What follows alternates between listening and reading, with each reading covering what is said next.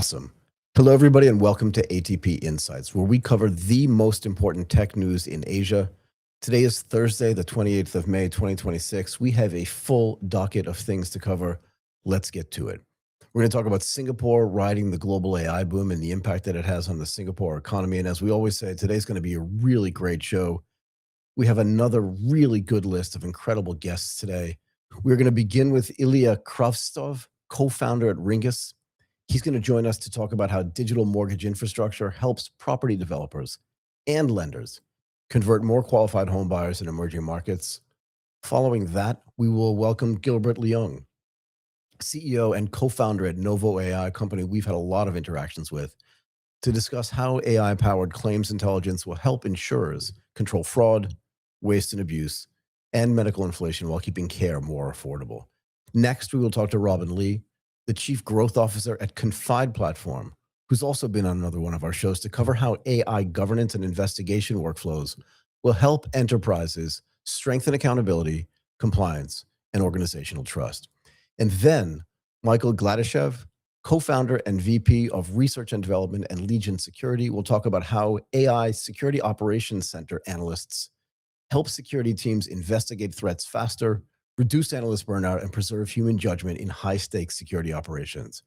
Later in the program, we'll be joined by Michael Davies, founder at Nextvestment, to explore how AI-native wealth platforms help financial institutions deliver personalized, compliant advice at scale. And finally, Gavriel Cohen, co-founder and CEO at Nanoco, will join us to talk about how sandboxed AI agents will help enterprises deploy autonomous work safely and at scale.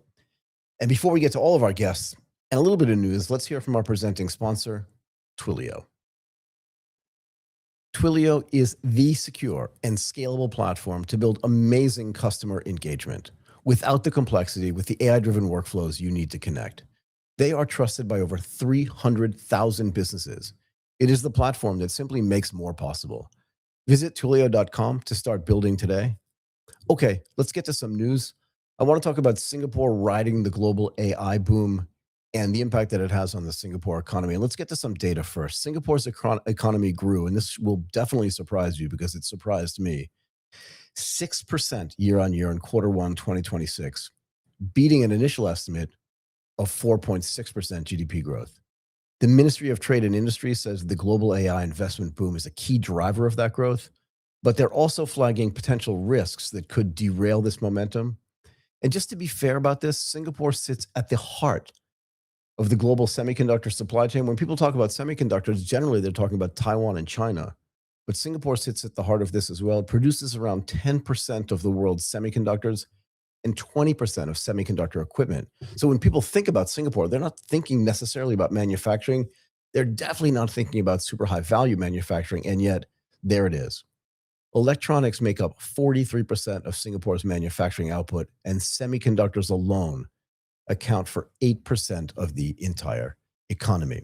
I think that's important, and I think that it's actually really significant. And Singapore's 2026 growth story, obviously, is being pulled in two separate directions. The upside, which we already talked about of the CapEx cycle, stronger demand for memory chips, servers, semiconductor components, disk media, a whole bunch of stuff that are related to investments and investment expectations. Maybank raised its 2026 Singapore GDP forecast to 4.2%.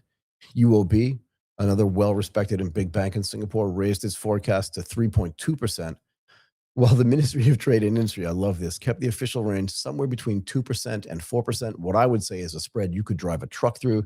They just don't want to go high, even after GDP in the first quarter grew 6%. However, I said it was getting pulled in two directions. The other direction is there is geopolitical and energy risk from what's going on in the Middle East. The Ministry of Trade and Industry and analysts warn that a prolonged conflict could raise energy costs, disrupt supply chains, hurt petrochemicals, and just be bad for semiconductor production, again, because of the impact that it's going to have on the supply chain. Now, look, Singapore is still benefiting from AI demand, but the growth forecast is not just hey, AI is booming, Singapore is going to boom. It's not that straightforward. While it is booming in some sense because of all this AI demand and because of the impact that semiconductor and semiconductor machinery has on the Singapore economy, There's still a little bit of a worry about this energy stuff and the supply chain fragility.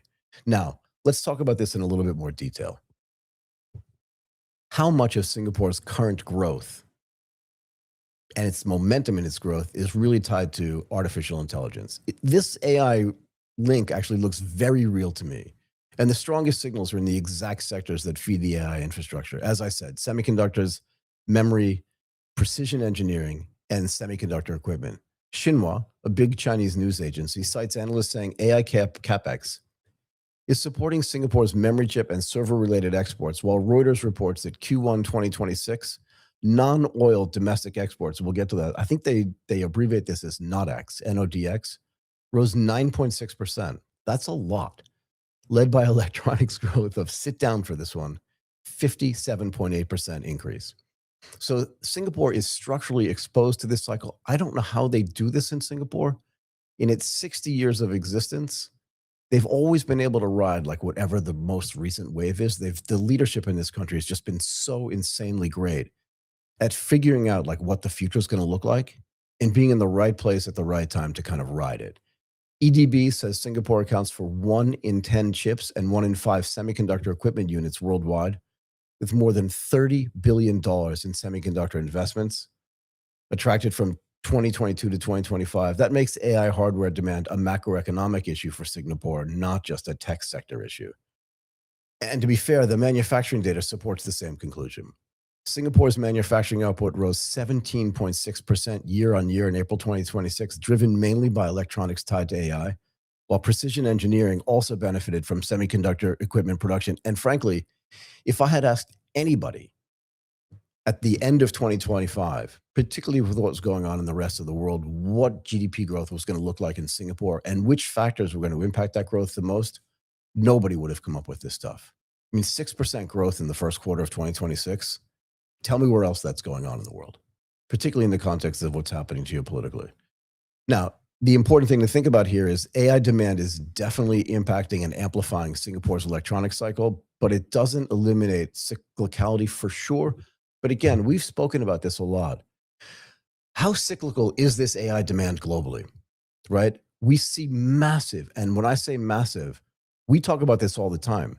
In the old days, $100 million, $200 million, $300 million investments in particular companies seemed like big investments, whether it was Series A or Series D or Series Z. Now we have companies routinely taking investments in the $100 billion range. Even if we see a $3 billion range, we still think, that's kind of small. It's quaint in a way. Singapore is going to ride this, right? And the money that's getting invested in the AI super cycle, that's what I would call it. I don't think it's going to end soon. We spent a lot of time actually talking about, is this a bubble? I don't know. Were the railroads a bubble? It doesn't seem like it's a bubble to me. And that to me seems like it's going to be sustainable. So maybe it's not going to be that cyclical. We're going to have to watch the data to see how much more Singapore is going to benefit from this AI boom. But I don't think it's going to go away. And look, there is a possibility that hyperscaling spending can slow, that memory prices weaken, or AI servers ordered normalize. But I doubt that's going to happen.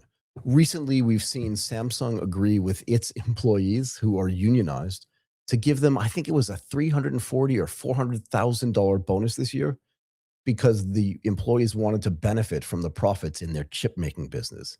That is insane. Also, we reported recently that OpenAI has opened a frontier lab in Singapore as well. In other words, the investment that's taking place in Singapore in the AI space, it just doesn't feel like it's going to go away to me. So let's talk about the crisis in the Middle East. Is this a serious risk if AI demand is strong? The risk is not that AI demand disappears. I don't think that's going to happen at all. Most of that stuff happens online anyway. But the risk is that like energy, logistics, and industrial inputs just become more expensive and less reliable. But again, to be fair, we've already seen some of that happening. I'm no political analyst, but if I had to make a guess, I would say that we would be in a better place 3 months from now than we are today. And if that's the case, right? So Mideast's concerned, we know this, right? That the prolonged conflict could slow semiconductor production if manufacturers face constraints in some of these critical inputs. But the reality is, for me, I think that this is going to end sooner than people believe. right? Some people are calling this what is it, a never-ending war. I'm not a big believer that that's the case, but again, I'm no geopolitical analyst. All I know is what I see in the economy, and for me, I don't see demand, and even some of the supply constraints remain. I see the demand remaining, but I don't see some of the supply constraints actually going. I do see them going away. I think everything's actually going to be fine. Um, the other question is, and we reported a little bit on this a couple of days ago, is can Singapore become a larger data center hub? And there's some interesting things going on here. Singapore wants the AI infrastructure upside, but it's not pursuing unconstrained data center growth like some other countries are, excuse me. IMDA's green data center roadmap targets at least 300 megawatts of additional data center capacity in the near term, with more possible through the green energy deployments. And that policy is a controlled growth model. Again, this is very, very Singaporean per se, right? In the sense that they want to grow. But as I said before, they're always looking to figure out like what the future is and what the future is bringing. And even though there is less of a global focus on green energy and sort of green deployment of data center infrastructure, sometimes Singapore sings off a different song sheet. And when they do, generally they're right. So this controlled growth model is something that Singapore has always done really well. They're trying to add capacity in the data center space, in the AI hub space, excuse me, while forcing better energy efficiency, greener power sourcing, and just higher economic value per megawatt. And this is important because AI data centers consume far more power than traditional enterprise IT workloads. But here's the thing. It's also going to benefit the rest of the region, I believe. And why is that? Because the the constraints that exist in Singapore are going to spill over to Malaysia, Indonesia, Thailand, and other ASEAN markets. They can offer power at larger scale, while Singapore remains the capital, enterprise, and regulatory hub. The likely model is not all data centers are going to be in Singapore, but Singapore is the command node in a distributed Southeast Asian AI infrastructure network, and that plays into Singapore's strengths. To me, the key strategic question is whether Singapore can keep the highest value layers. The technology regional headquarters, I think 100% for sure that these technology regional headquarters are going to stay there. OpenAI is the perfect example of this. Google's regional headquarters is there. Microsoft's regional headquarters is there. These things are not going to go away. Singapore is the center of finance in Southeast Asia for sure. And enterprise AI deployment is probably much further ahead in Singapore than it is in any of the other Southeast Asian countries. I don't think that's going to go away. And with the semiconductor adjacent and semiconductor production in Singapore, that's also a good thing for Singapore. And lower margin, power heavy capacity moves are probably going to go to some of the nearby markets. And the last thing is, what should investors and others watch next to know whether this is like a short-term thing or a medium-term thing or a long-term thing? One more thing, and then we're going to start welcoming our guests into the show. Hyperscaler CapEx guidance is the first signal. If US cloud and AI companies keep raising AI infrastructure budgets, and they have been doing that, Singapore's electronics, memory, and semiconductor equipment exposure should remain supported. As I said, Xinhua specifically links Singapore's second half 2026 outlook to continued spending guidance from major US hyperscaler technology firms, and the electronic purchasers managing index, and as I mentioned before, the non-oil domestic exports and manufacturing output are all the local confirmation signals. Okay, let's welcome our first guest today, and that would be Ilya Kravtsov. How are you doing today?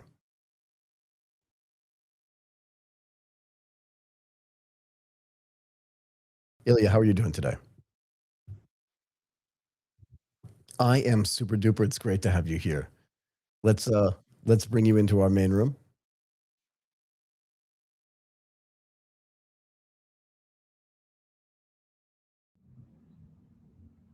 Awesome. Elias, so like I said, it's great to have you here, co-founder at Ringkas. We wanted to talk to you. We wanted to get you on the show because we wanted to understand how digital mortgage infrastructure helps property developers and lenders convert more qualified home buyers in emerging markets.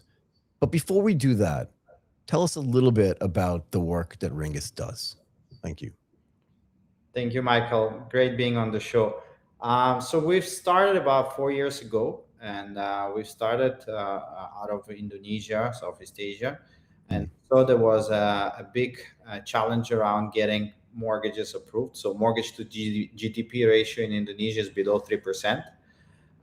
So we started really by partnering with the largest property developers in the country and providing them with our technology to be able to pre-qualify customers on the fly, so understand their capacity, their credit history, and really being able to channel those customers to our bank partners. At the moment, we have 33 bank partners in a Yes. fully digital way. So you mentioned this statistic, right? That mortgage to GDP ratio in Indonesia is 3%. Is that normal for a developing economy? And if it is, what is it in a more developed economy like Singapore, let's say, and potentially even the United States, just so people can have a sense of context? Yeah, so United States is around 50%, right? Oh my God. Okay, so way far away. There's a lot of room for growth then, yeah? Sorry, go ahead. So it's a big gap compared to developed markets, right? So I Right. mean, in Europe, you also see a lot of economies have 30, 40% mortgage to GDP ratio. So 3% is still very, very low. Interesting. How about in other developed markets, in developing markets, like let's say Thailand or even Malaysia? Do we know? I think Malaysia is around 20%, right? Okay. So comparable would be Philippines, which is around, I think, 4 or 5%. So that's the closest comparable to Indonesia. How closely related is this to GDP per capita, if you don't mind me asking? I mean, I think that it is related, but of course, there's a lot of different aspects to it, especially legislation, financial level of financial education, people even understanding what's mortgages all about. So there's a lot of aspects that actually play into that statistics. What is the atmosphere like in Indonesia in the sense that home ownership? I mean, look, I haven't lived in the United States in 30 years, but I don't think the view on the desirability of home ownership has changed that much in the time that I've been gone. What is it like in Indonesia? Is there a outstanding, long-standing desire for people to actually own their own home or own their own condo? Yeah, I think compared to developed markets is a little bit different, right? Like I grew Mm. up in Europe, and usually when you get your first job, the first thing you do is you apply for a mortgage, and Oh, you secure a home if you can. I think here the mindset is a little bit different, right? People firstly don't understand mortgages that well. Number one. Number two, historically, the mortgage interest rates have been very, very high, right? So oh, they have gone down since then, right? And many people prefer to rent first and then buy only when they have enough cash saved, right? So they got don't it. do it like in Europe or elsewhere. So how does technology change mortgage accessibility in Indonesia or in emerging markets in general? I think first of all, it's very important to make it very clear for people where do they stand, right? So what we do is we pre-qualify them on the go, and we allow them to understand what they can afford and what they cannot afford, right? That's number one. Number two is to really give them choice. So what we allow to do them on the platform is to onboard them once and to be able to submit that application to multiple banks at the same time. So in this case, increasing their chances to get an offer. And does this help the banks as well in reverse in the sense that do they get access to customers that they may not have previous had access to because you're potentially using alternative data to do some of your analysis that makes it more clear to a big bank as to whether this person can or cannot be qualified, if that makes sense? Yes, that's one aspect. The other aspect is that imagine in Indonesia, some of the developed markets, you have a lot of different geographies. So you Yeah. really, if you do it in a very traditional way in terms of origination, you need a lot of salespeople on the ground that would go and collect documents from the customers. Mm, If you do it digitally, you basically can decrease your origination costs and have less salespeople around being able to collect those documents, right? So I think it's also a matter of really decreasing those origination costs. Can we talk a little bit about how Ringkas reduces complexity? Getting a mortgage, and I've done it a couple of times actually, and I love telling this story. When I was working at Goldman Sachs in Japan, I literally had to have my father-in-law come up from his hometown because part of the reason was because I was a foreigner, but part of the reason was because I was working at a foreign company. They literally wanted my father-in-law to co-sign the loan, but it was very complex back when I was doing it. So how does Ringus reduce the complexity between the people that want to buy the stuff, the property developers, and the institutions that are involved in the mortgage process? You're 100% correct. It's extremely complex, and what makes it even more complex is that there's a lot of stakeholders involved in the process, right? So you Right. have the customer, you have the property developer that is giving information on the asset, and then of course you have the bank that might require additional documents and so on. So I think our vision been always to create a safe space for all the stakeholders to be able to contribute with the information, right? So the customer can upload his documents, the property developer can contribute as well, or even the co-borrower or co-applicant, which could be the wife, etc., can also log in and provide Right. her information. So the idea is that you put everybody on the same safe space where they can contribute and really streamline that information going to the bank.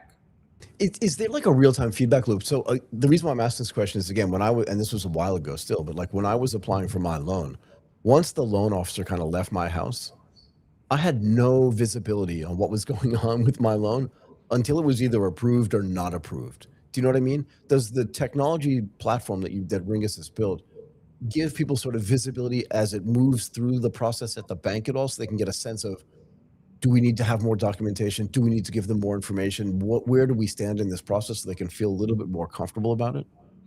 Yes, 100%. So, usually it's a black box, as you said. Mm, We have real-time statuses that can be seen by the customer and by the property developer or the agent, whoever is helping the customer in that process. right. Whenever, for example, the bank downloads the application and the documents is already seen, if the bank is already processing it through the analyst, that status is clear. If the disbursement is done, you can see that as well. So every single step is tracked and being made transparent to everybody in the value chain. Do you get a sense that the banks themselves also start to feel more comfortable, right? Because I presume when a business like Ringkas comes to them, obviously now they're getting access to customers to whom they never had access before, right? Because their businesses were not set up to handle the alternative data and just the way that you guys sort of do the pre-approval process or the approval process. The more you work, and you said you have a lot of bank relationships, but the more you work with them, do you get a sense that they are now starting to feel way more comfortable with this process, and that they're even more likely to give approval because, like, this guy looks like that guy in a way, just structurally, so that's okay. We feel like we're very confident that this is actually going to work. Do you know what I mean? Yeah, I think there's mortgage is always two sides Mm, mm, of the. So on one side you have the customer, right, which is important, of course, but on the other side you also have the property developer, which is equally important. So asset is an extremely important element in the whole equation. So what we'd also do is we provide information on the property developer we work with, right? If it's a tier one property developer, tier two, and that is the element that really gives also a lot of comfort to the bank. So it's not only about the information that we give on the customer itself. What are some of the structural frictions that exist in the Indonesian mortgage market that actually technology can solve? Right? Just if you dig a little bit deeper when you look at it and you think, even for bigger customers or customers that had access to credit before, what are some of the biggest structural frictions there that tech can help them with? I think one of the issues is that there is lack of transparent information. So usually people rely on property agents to get a recommendation for a bank, right? And it's not always very clear on what is the rates you're going to get. How much you need to pay per month. Is that really the best bank for you? Right. So I think that level of information asymmetry is key. And usually always people rely on these property agents, and the property agents usually recommend a bank that they have the closest relationship, Sure. not necessarily the best one for the customer. But is it the case though that you are now providing a marketplace as well, in the sense that if the property agent before was the one that was controlling where that loan was getting originated, I mean, not per se, but again, where they had the relationship, now that all that stuff is transparently available, I presume on Rinkus, is there now like a marketplace sort of feeling there where they can say, like, well, this bank has a better rate than this bank, or I'd rather deal with this bank? Does it change the way that market works? And on top of that, does it change the way the agents work as well, the property agents work as well? Yeah, it's a very good question. So what we do is as I said, we have 33 bank partners, and we onboard all the loan programs on our platform. And it's also done on a very, can be done limited to certain geographies or to certain projects, right? So we allow really to differentiate those rates and those programs. So if you applying through us, you can select for specific project, specific bank, specific rate. So that will be very, very clear, right? And so that level of flexibility was not there before, because usually loan programs were communicated more, manually through WhatsApp channels. Yeah. And so on. How is it different? I mean, again, I always like to talk about this when we talk about Indonesia. 18,000 islands, something close to that, yeah? But a bunch of big islands and a bunch of big cities. How is not the process per se, but how is the reception of something like Ringkas? How is the impact of it different in the big cities like Jakarta, Yogyakarta, different than it would be in like more rural places? So of course, as you said, Indonesia is a big country, and in larger cities you have more coverage in terms of branch network, right? And if you go outside we have cases where people applying for certain mortgages, they had to travel for 8 hours to get to the closest bank branch, Right. to get just to understand their credit check, right? So that of course changes dramatically things for some of our customers. But so then how, again, I always think like, I live in Bangkok, it's a big city. If you're in Singapore, your access and your understanding of what is available to you is really straightforward. I mean, all you need to do is literally walk outside your condo anywhere in Singapore, and frankly, anywhere in metropolitan Bangkok, and you see signs for mortgages and signs for banks and all this other stuff. So you know who these people are. What is I don't want to get so much into sort of the digital marketing side of this, but how do people even know? You know what I mean? Like, what's the distribution like for some of the more remote areas where there's a massive opportunity, but maybe there is information asymmetry as well on the do they even exist side? I mean, in our case, our strategy has been always working B2B2C, right? So we went through partners such as large property developers. Now we're also embedded in large e-wallets. So, for example, we're inside Dana, which is an affiliate of Alipay. So we want to be present in all those touch points where a lot of customers go and look for mortgage, or they're already in the process when, for example, they sign their booking form. All right, so that's the channels that we use to get access to all these customers in different regions. Got it. So now that Ringkas has been out there for a while, like, what are some of the things that you've learned about how this needs to be built inside of an emerging market economy?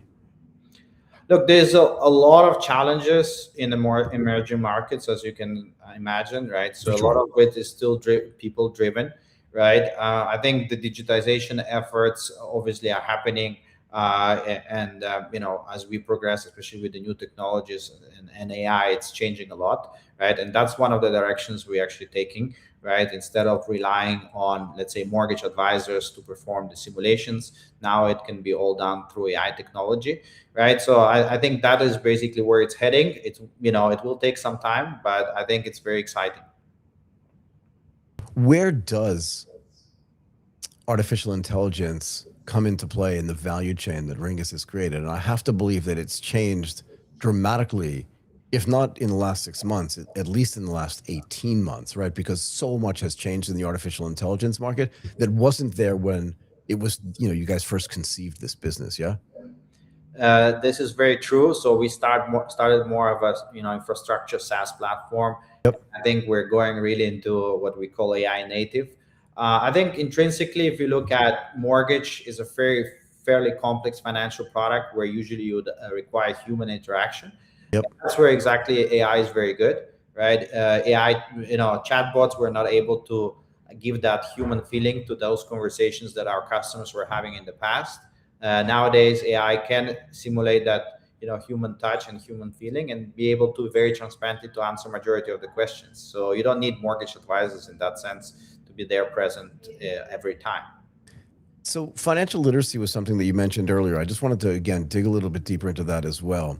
If you're bringing new participants into the financial services industry, again, who may not have had access to credit before, and because mortgages are complex products, as we both agreed earlier, how do we keep the financial literacy at the right level so that people actually understand what they're getting into when they get a mortgage, and that they get, I don't want to say smarter, but more literate about what that mortgage is, the consistency of the payments, how they need to live the rest of their financial life as well in order to meet these responsibilities that they have when they do finally get a mortgage?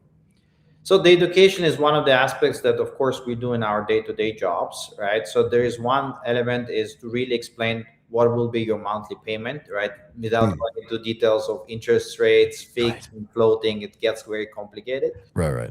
Also, to explain them, once you get a mortgage, you have things, like refinancing, for example. That is also something very new in this market, Yep. because fixed rates can be as low as 2-3%, but floating rates are about double digits, right? So it's also Right. explained to the customers that in a couple of years they can refinance, and those are the things that are very, very important to them. Yeah. I mean, I was thinking about this, like, even when I was getting my mortgage, the mortgage banker was still said to me, look, you can do fixed rate for 3 years. And rates in Japan were super low. Like I literally had my rate was like 1.19%. So it's like free money. It's different today. I see you're smiling at me, but yeah, it was true. This is one of the reasons why I borrowed that money.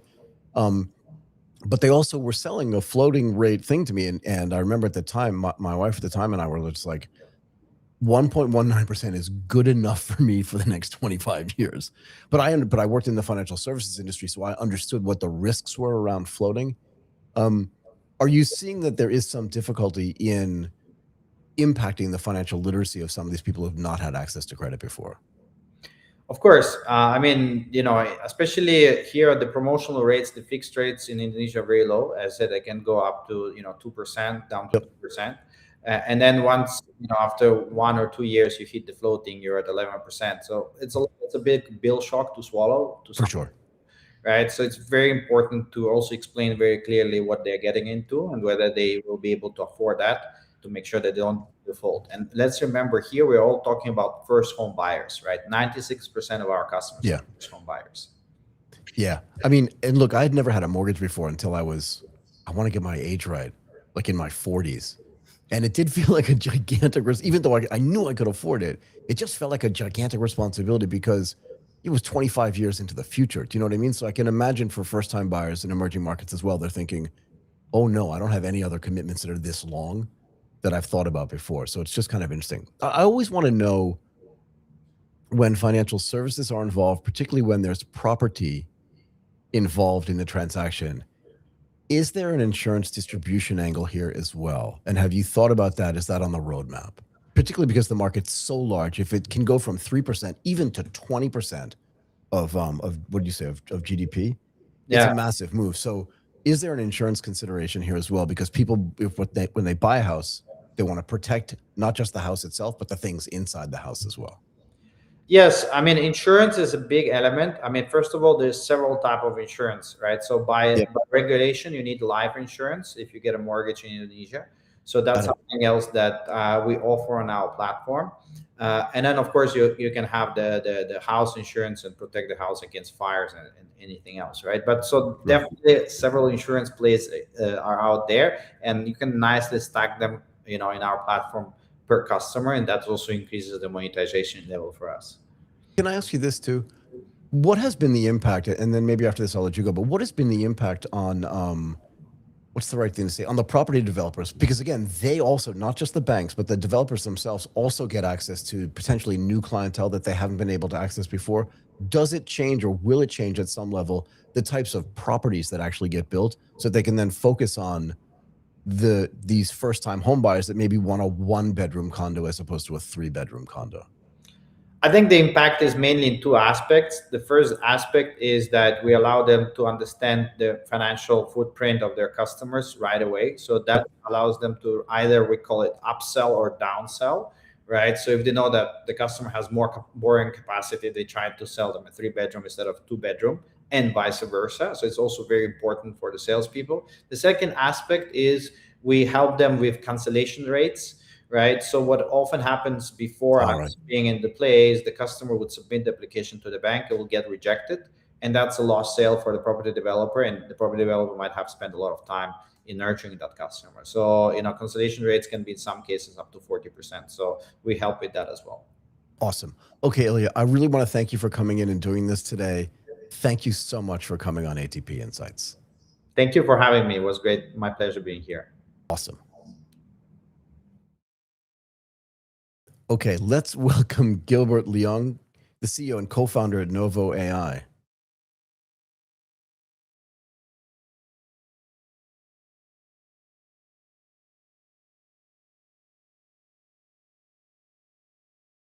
Gilbert, how are you? Can you hear me okay? Awesome. Good afternoon to you as well. How are you? Good. It's good. I mean, I'm awesome. It's great to have you on the show. Let's bring you into the main room because I want to say something funny, but I want to say it onto the live if you don't mind. Okay, let's do this thing. Give us 1 second.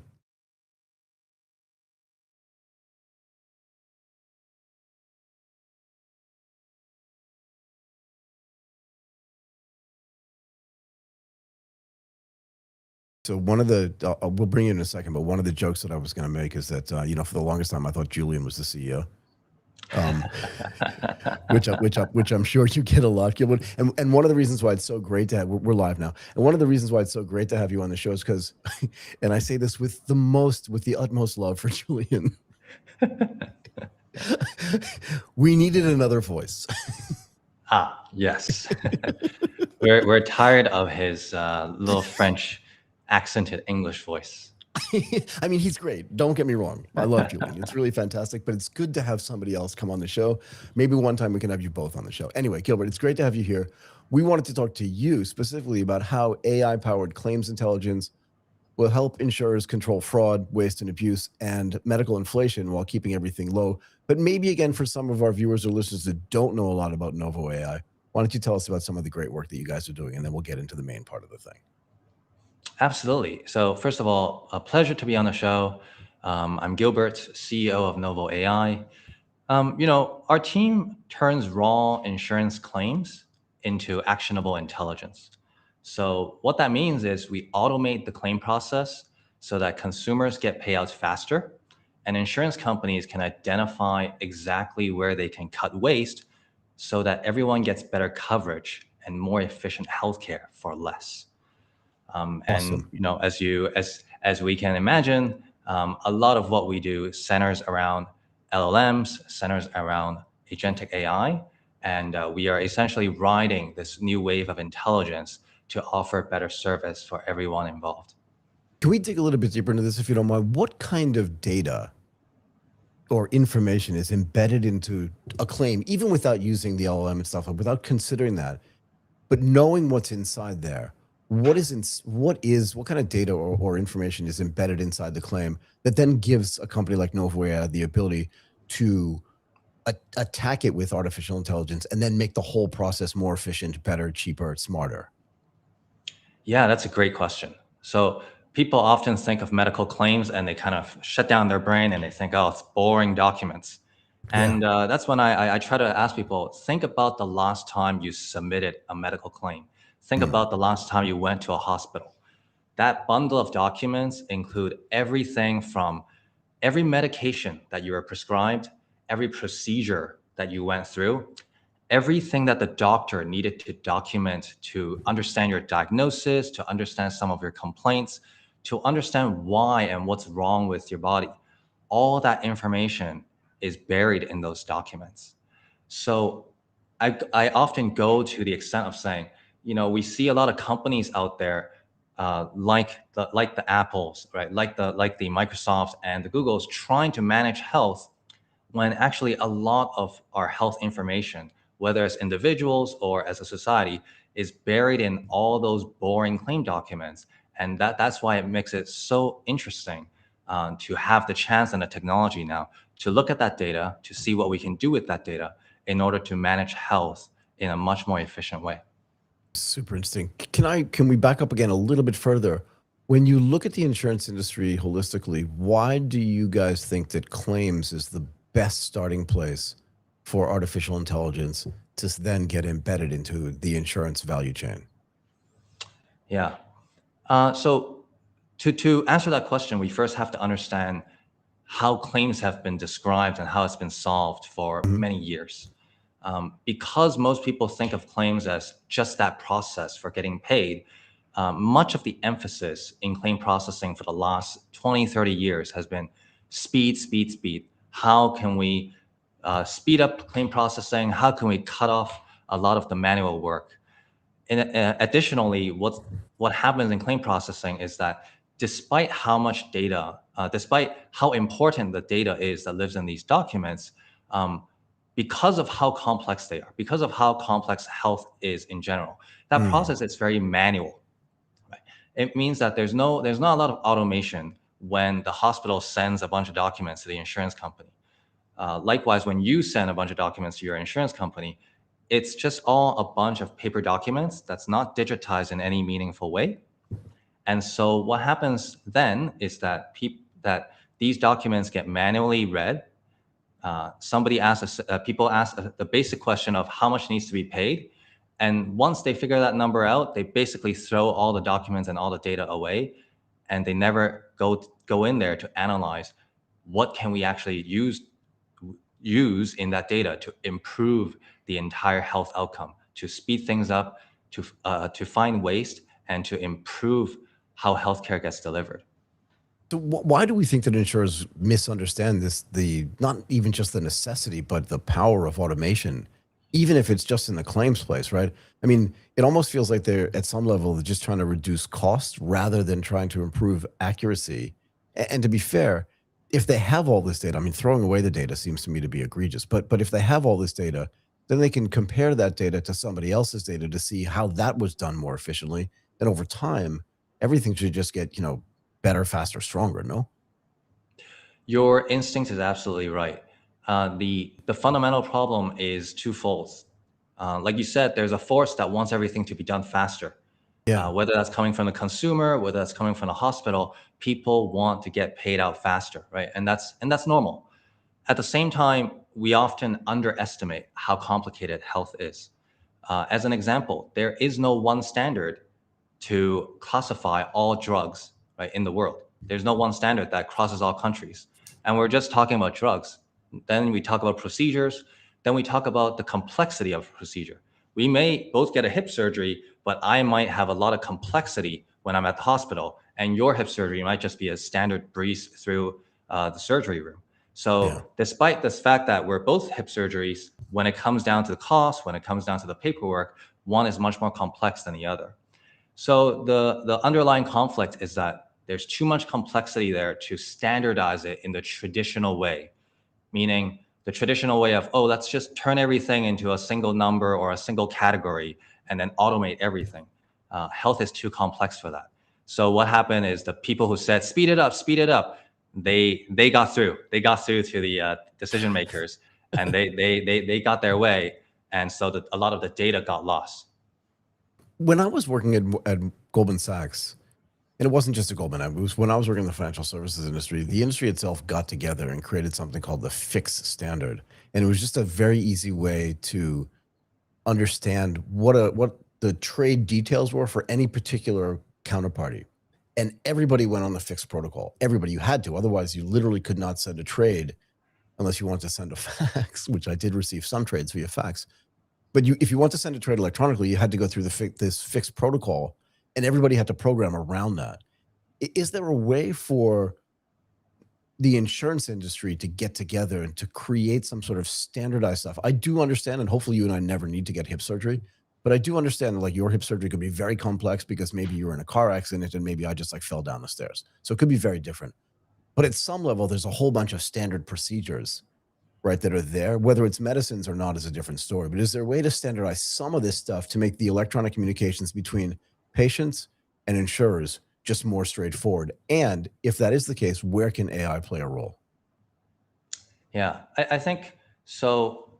First of all, the answer is yes, but the cost is not nearly as cost efficient as it could be.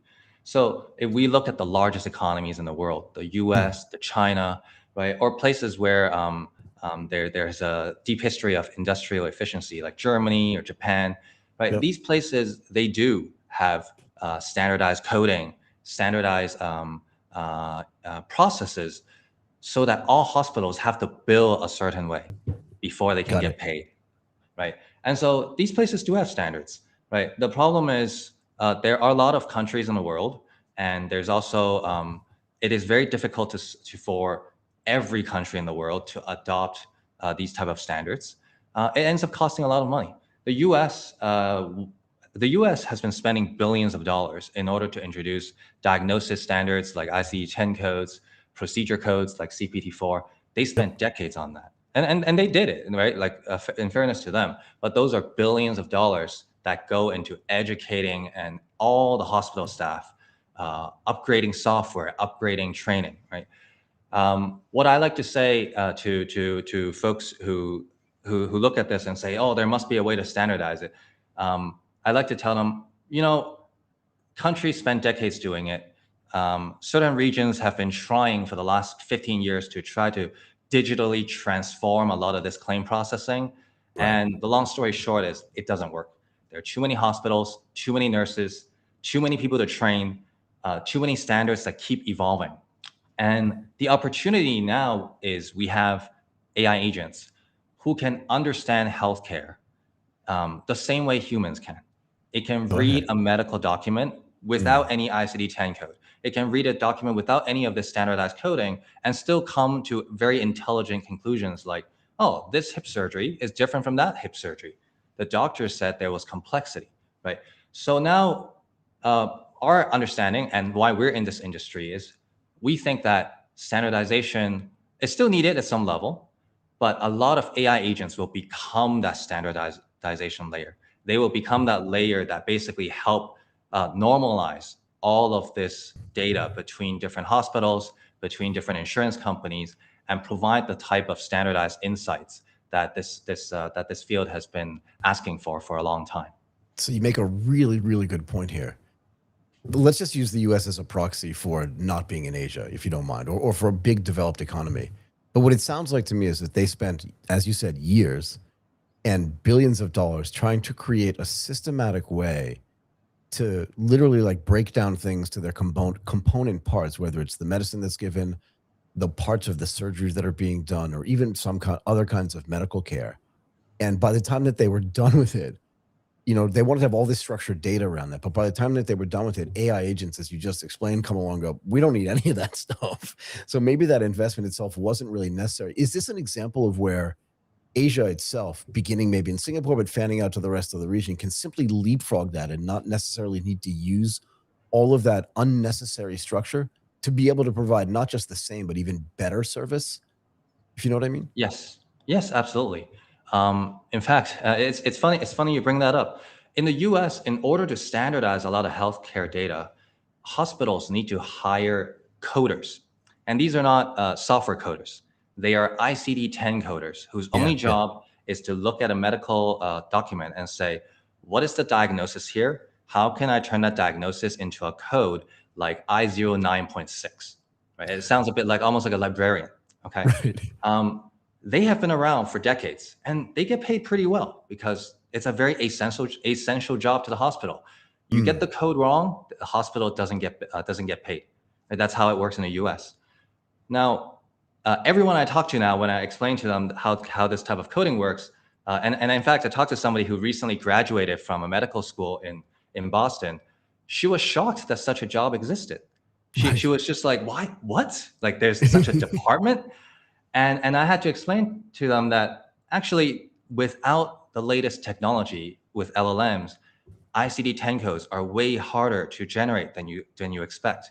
Those people are actually doing a valuable job. You just happen to be graduating at a very interesting time where we have new technology now. Asia, as you said, can start thinking about using that technology to standardize instead of legislating billions of dollars into standards and forcing people to like code a certain way. Let's remind people when Novo AI was founded. I don't remember the exact date, but let's remind people. When was it? When did you guys start doing this? 2023, right? Oh, okay. Basically, we always say GPT-3. GPT-3 is our moment.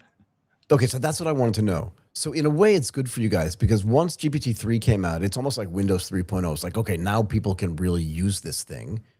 But after that, agentic AI came out, stuff that didn't exist before, right? Whether it was OpenClaw or other things like this, where it really became easier to implement agentic AI inside of your business. How did that change the way you guys thought about this? And how did it change the way, not you were selling, but you were explaining this to your potential clients? Yeah. So often, and we still get get this today. Right? In fact, I had a call yesterday where people often think of LLMs like a black box, and they say, "Oh, you throw something at it, and then it comes back with the answer, and then we all at it, and we leave." Right? And and I explained to them, no, that's not how that's not how it works, or at least that's not how it should work. LLMs, like you said, the agents now can use tools, and those tools would be similar tools that human use, right? So, for example, if we look at how a doctor does some of their work, how do they determine whether a certain treatment is the right treatment for a diagnosis? Right. You might think it's all in their head, but they have a textbook, they have guides, they have clinical policies, right, where they look it up and say, oh, this is the top treatment for diabetes in 2026, right? They have all these databases and books they can read, and now the LLMs can do the same. The agents can also read that, and when they read that data, they can also cite the data, so that when the agent responds and says, hey, the first line treatment for diabetes now is X, Y, and Z, it's no longer just a black box answer. It actually says, and I got this answer from this part of this policy and from that book where they cited the latest study. So Sorry, go ahead. because of these tools, because of how it mimics how humans use tools in the real world, I think it's becoming much more explainable to people on how these things work. It's no longer a black box. It's very explainable, arguably more explainable than existing systems. Yeah, fair enough. Fair enough. Do you think most people with whom you interact in the insurance industry understand that the LLMs are probabilistic and not deterministic, and why that matters? Unfortunately not. It's I won't tell anybody. I won't tell anybody you said that, by the way, except the thousands of people that are watching this. But otherwise, I won't tell anybody. Go ahead. It is a very difficult concept to try to explain.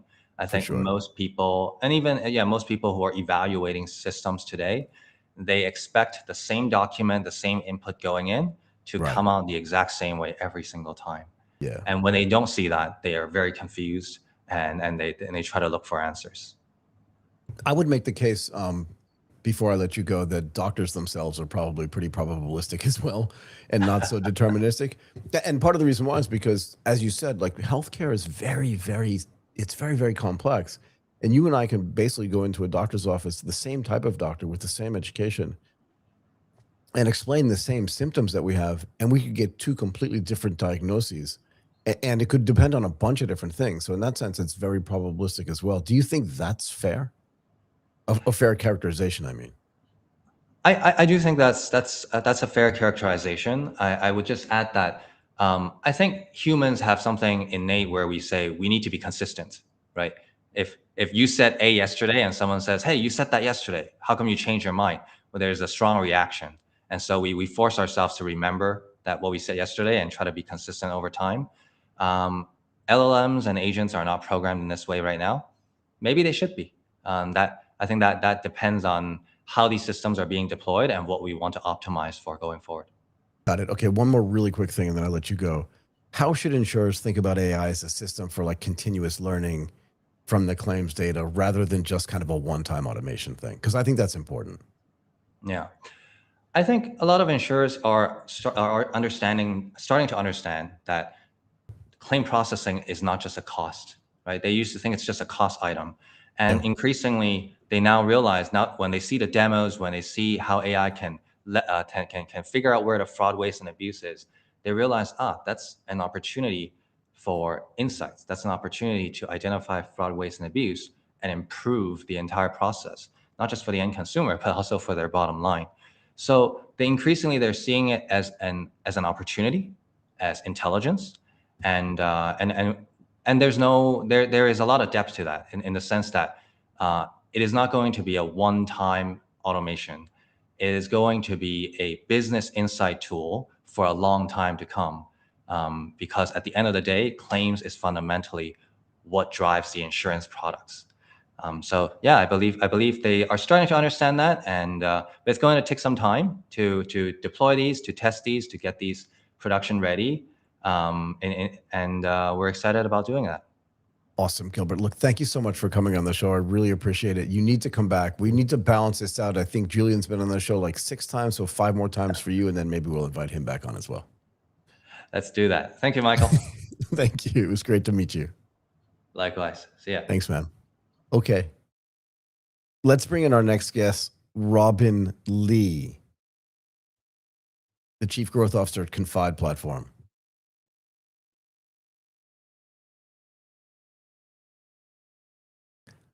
Robin, how are you? I am super duper. Where are you based, by the way? Oh, okay. Okay. Some of your team's in Bangkok, no? Yeah, I remember. Okay. I think I actually saw him walking on the street one day. I think it was funny. I was having lunch one day and he was literally walking past the restaurant where I was. Oh, wow. And he was just like, oh my God, is that the guy I just had a conference call with? It was just the strangest thing in the whole world. Okay. Look, Robin, I really appreciate you coming and joining the show. We wanted to have you on, obviously, to talk about how AI governance and investigation workflows are going to help enterprises strengthen accountability, compliance, and organizational trust. And maybe just really quickly, for some of our viewers and listeners that don't know about Confide platform, maybe you can tell us a little bit about what Confide does. Sure, no problem. So Confide is, you can think of Confide as being an operating system for compliance. So you have a platform. That platform has different, I guess, apps would be the term. And some of those applications you can see here behind me, right? Everything from whistleblowing, the conflicts of interest, grievances, health and safety, vendor risk, fraud, and of course, the topic of today, AI governance. The apps all sit together, they interact with each other, so there's no need to switch screens when looking at these different applications. And there's an underpinning data lake where the data is all stored in the same place, and so you have that one source of truth essentially for all these applications and for your governance, risk, and compliance requirements. I guess the famous element to our organization is our founder, right? So Pat Gill is the Wirecard whistleblower, and after everything that Pat went through with Wirecard, he decided to go off and set up this organization accordingly. And I guess again the vision that Pav and Ryan, the other co-founder, actually the gentleman that you saw on the street, to in Bangkok, had, was that they built this as a platform from day one. So they didn't just design a standalone software piece. They designed a platform that allowed for these other applications that you see here to be developed upon which. So let's talk about governing AI systems, because I do think it's really important, and I do think we're still at early days here, right? Because whether it's generative AI, predictive AI, that's been around for a while, but agentic AI in particular, which I do believe could come in super handy for you guys. And I feel like you have an unnecessarily large advantage, as you mentioned, because of Pav's experience and the things that happened to him. But how are the enterprises that you currently talk to, how are they thinking about governing these AI systems versus the way they look at controlling just regular traditional software, right? Because the governance around a typical SaaS platform is going to be way different than governing something that an AI native system, particularly if there are agents involved. Yeah. Sure. So traditional software governance was built around deterministic systems, whereas AI governance is fundamentally different, because now we're dealing with probabilistic systems. I love it. Keep going. And these can generate like novel outputs and increasingly act autonomously, especially in the case of agentic AI, right? So with traditional software, stuff is rules-based, it's predictable, same input equals the same output, whereas with AI, it's contextual, right? And behavior can vary, and you have emergent outcomes that come out of that. So I guess historically, software executed instructions, but AI systems increasingly exhibit behavior. So that'd be number one. Number two would be governance used to be easier, right? With traditional software, you had change management, QA testing, audit trails. But with AI, the challenge is that even when the system technically functions correctly, the output still may be inappropriate, biased, unsafe, or even hallucinated in the case of generative and agentic AI. And I guess last but by no means least, organizations are pretty much structurally, a lot of organizations, not all, I shouldn't generalize here, but many organizations are structurally unprepared. And in fact, I will use this spot, if it's okay with you, sir, to do a bit of a promo here. I've actually written a book on this called The Full Stack AI Ethicist, where I started my career in Silicon Valley, and many some of the people that friends or people that I've worked with have actually gone on to have this job title of AI ethicist in Silicon Valley companies. Whereas in financial services, I noticed this title was not present. Believe me, I worked inside of a big financial services company. There were not a lot of discussions around ethics. Let me just tell you that much. Sorry, go ahead. But my friends at Goldman Sachs will not like me saying that, but that is just fundamentally true. Sorry, go ahead, please. Well, no comment. But I guess my co-author and I decided we can plug that gap and write a book on what the role is, what the KPIs are that come with that role, and the potential of introducing that to financial services. So you bring up a really interesting topic. I ask this frequently because I think about it a lot. You're right. I don't think most companies are set up structurally to understand the impact of an LLM on their business, but more importantly, and more specifically, agentic AI. What kind of structural changes, besides having an AI ethicist involved, what other kind of structural changes internally need to get made, at least at scale, to make sure that the governance is actually not just put into place, but it's actually applied in a way that makes sense? So the governance needs to exist in pretty much every department within the financial institution.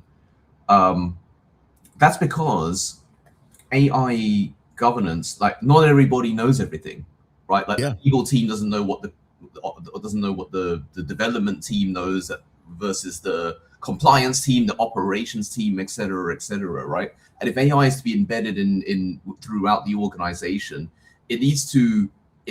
every department needs to have exposure to the AI governance process.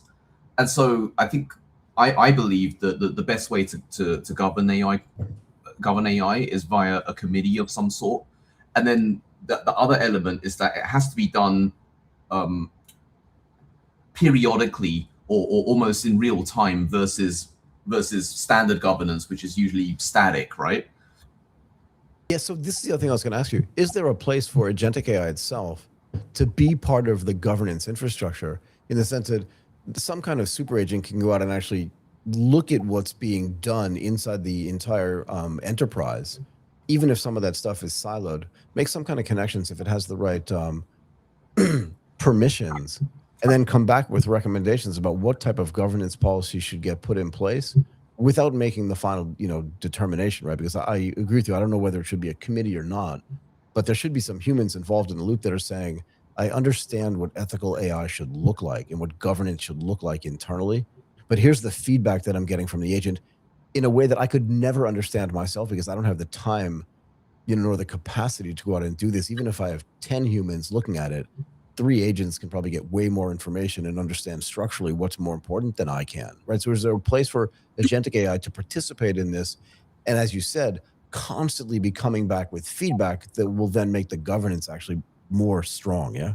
Absolutely. And look, that's something that we have coming in the next quarter, actually, at Confide. So look, I think, and I don't think this just applies to agentic AI, but it really depends, what are you going to use the AI for? What's the task? For sure. And the question that surrounds that task is, how material is it, right? So if you're using AI to diagnose cancer, that's way more material than if you're going to use it to generate a marketing campaign of some sort. You think those two things are that different? So go ahead. So yes, I think it really boils down to how you use it within the organization and within that governance committee. But yes, there's absolutely a space for it.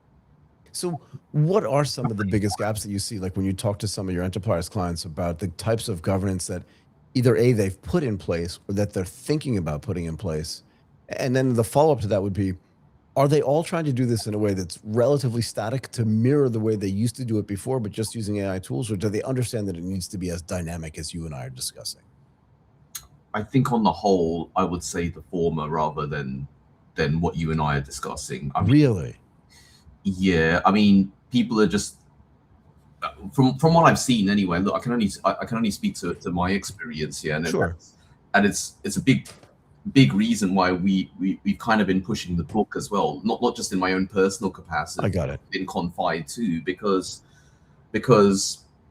often case it's a tick box, it's perceived, sorry, as a tick box exercise, and then you just throw it in the vault, and then next year pull out the same checklist and run through that. Whereas the big aspect which I'm trying to push across, that it's continuous, right? That models change, that you want to, because an AI model is not like data or a standard governance process where it's static, right? Like once you have it, you have it. It's continuously evolving, and it needs to be monitored accordingly. Well, the whole process around that, as well as the model itself, needs to be monitored accordingly, right?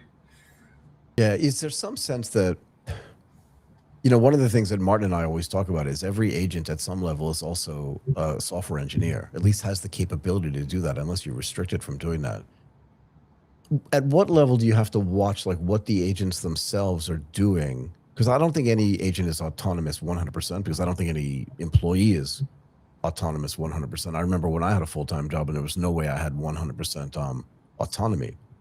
But at what level do we have to monitor what the agents are doing, and to see if they're still fitting inside these ethical governance guidelines, and B, what they're learning, and to see how we need to change our governance based on what those agents across the board are learning at scale?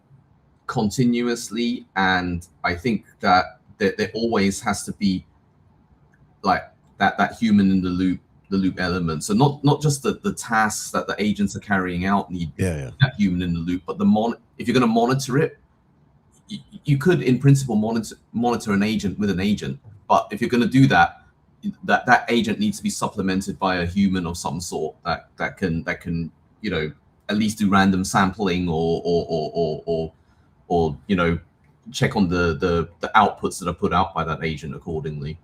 Yeah. Do you get the sense that some of the big institutions with whom you're dealing understand that even if an agent is kind of running some process or a bunch of processes, or even making recommendations or summarizing stuff, that at some level some human needs to take responsibility for the output and the decisions that get made at scale? Oh, definitely. I think, look, I think human accountability is the first part to AI governance, or to using AI, period. And if you take a look at the regulations that come out, everything from the guidelines set by MAS and here in Singapore. And by the way, there are regulations coming on this. They actually put out an AI risk management consultation paper last year, right through to the EU AI Act, right, which is pretty strong, to say the least. Then yes, humans are front and center of that accountability. There is no excuse whatsoever. And do you think institutions actually understand this, right? And again, I like giving this example because when I was at Goldman, we instituted automated trading. We called it algorithmic trading. It wasn't exactly as advanced as it is today, as the agentic AI is today, but it's pretty advanced. But at the end of the day, I was responsible. If I was running an algorithm against the market, I was responsible for it. I knew I was responsible for it.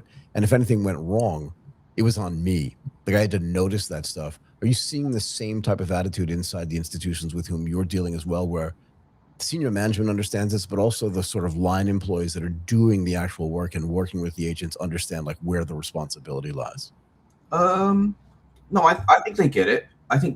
I mean, especially if you look at the EU AI Act, especially is interesting because every year more and more people are gonna fall under it. They've tiered it out accordingly. Got it. It's almost like GDPR to an extent, where it has, if you have a European citizen that's an employee, a partner, or a supplier, or anything which is 99.9% yes, right? Then you're gonna fall under its purview. So absolutely. By the way, I gotta take a side note. Go for it. My trip here and ask you at Goldman, was it Ready that you were involved with, REDI, or? So I only ask because I used to work on Wall Street myself. I was in the hedge fund industry, and we used to use Goldman's trading systems. So we had a couple of algorithmic trading systems. I was based in Tokyo, and we were basically using some GSAT products. So Goldman Sachs algorithmic trading, which is an outgrowth of Goldman Sachs's purchase of Hull Trading. Got it. Yeah. Okay. No problem. Fair enough. Is there anything else you want me to tell you about Goldman Sachs? I'm happy to answer any of your questions. No, it's perfectly fine. I don't mind talking about it. We can talk about the ethical AI as well. How should companies handle the documentation around AI-assisted decisions, in the sense that if a human is in the loop and if a human is using the information that the AI is giving it, from a governance standpoint, what type of documentation should exist in sensitive work cases like whistleblowing or fraud reviews or any kind of internal investigation, right, where things can get very sensitive? Okay, so when you talk about AI documentation from a governance perspective, are you talking about specifically about the use cases internally within the firm? I'm just talking about, let's say somebody's using artificial intelligence. So I mean, Pav is obviously famous for the whistleblower stuff, right? And if you're talking about building governance around the use of artificial intelligence, one of the things that you're going to have to do is understand, understand how that's actually getting used, particularly as it relates to internal grievances, health and safety, and some of the other stuff that's behind you, the whistleblowing in particular. What type of documentation should be used to do this, and what does an audit trail actually look like? Sure. So from a high level perspective, it's going to vary in different firms, right? There's obviously the purpose documentation, like what are you going to use the AI for? Then there's the data documentation, like data lineage and provenance become critically important. The model itself, so you can have that in the form of a model card, and then human oversight documentation and incident documentation as well, where you will log the incidents that have taken place. I guess the two that really stand out for me are the model card, where you actually have the model itself and you're constantly updating the model and keeping the record of previous versions, etc. Yep. Then the second would be the form of an AI register, which is actually a requirement, right? To have an AI register, a requirement as by the regulations to have a register of the incidents in which you're using AI and any that's taken place on that front too. Got it. How can companies use artificial intelligence to improve ethics and compliance without creating some kind of a new layer of bias or procedural opacity, if you know what I mean? Using AI to teach AI ethics. To improve ethics, yeah. To improve ethics. I got to be honest with you. Outside of training, maybe you can have some sort of an online training or online training simulation. I think the ethics has to come from the humans, personally.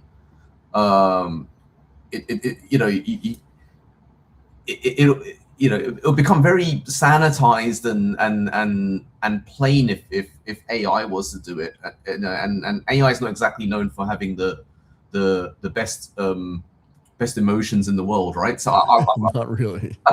I would say that would have to come. That would be better coming from the humans. Personal view here. Yeah, no, fair. I mean, I asked you a personal view anyway.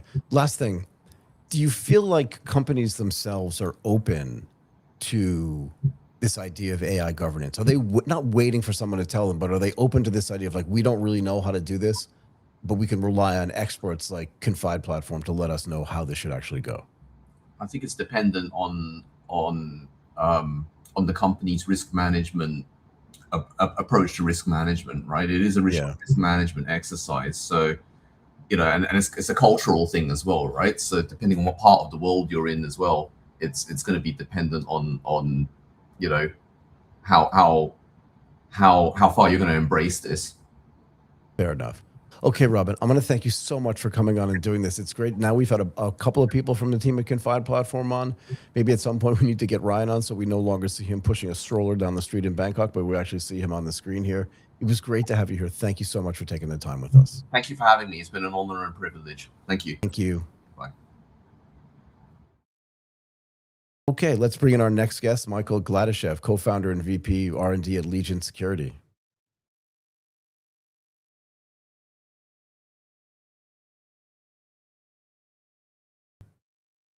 Michael, how are you?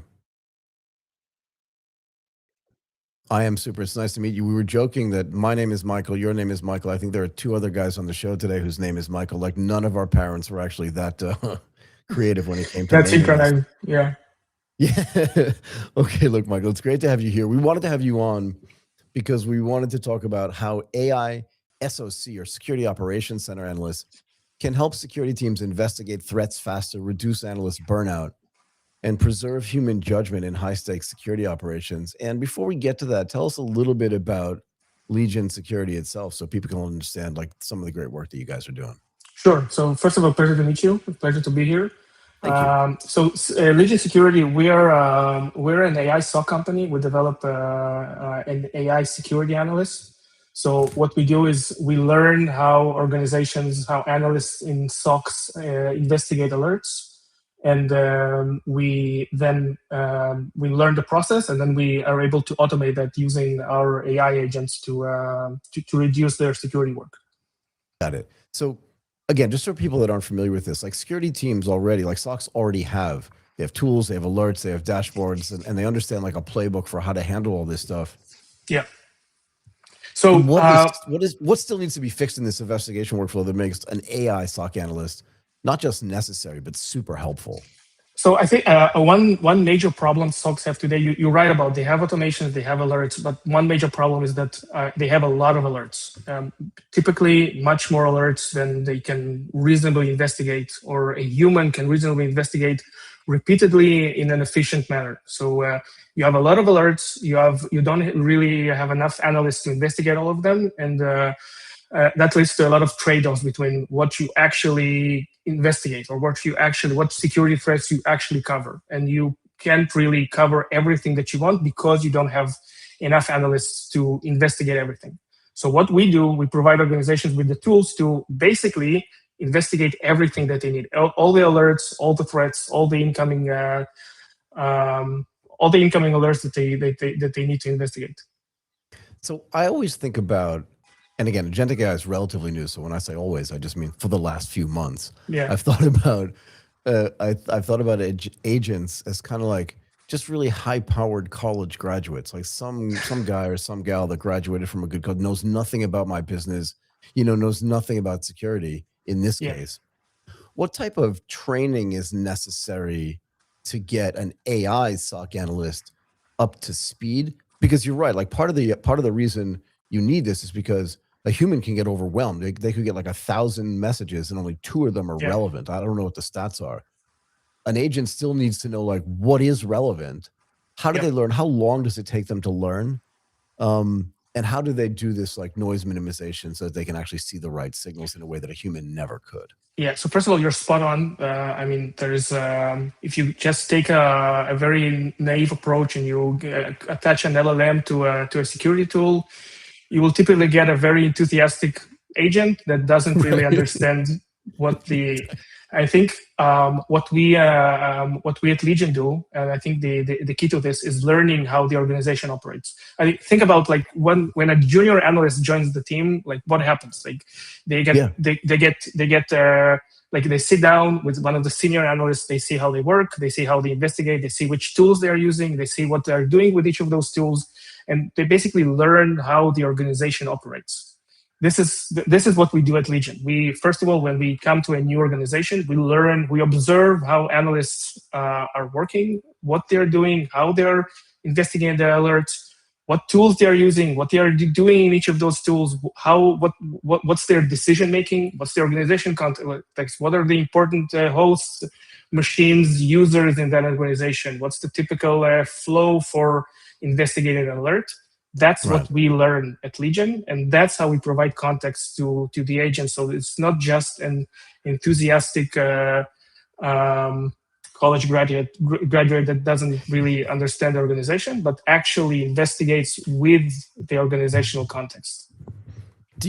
Is there a way for Legion to kind of go in before an agent is implemented or deployed and kind of do what's the right word, a deep dive with a bunch of the human SOC analysts and just say, here's all the things that you guys do, put it into some sort of cohesive, not document, but way to teach the agent, so that even before they come in and start doing stuff, they're kind of like, let's say 50% up to speed, and then there's a learning process as they go along. Is that possible to do as well? Are you doing that? That's exactly what we do. Before we start automating that? anything, we come into the organization. We first of all we learn. We observe the analysts. We see how they actually running investigations. We don't. The agents themselves are not investigating themselves. Are not closing any alerts. Are not operating. Are not doing anything without they're first of all, we're just learning.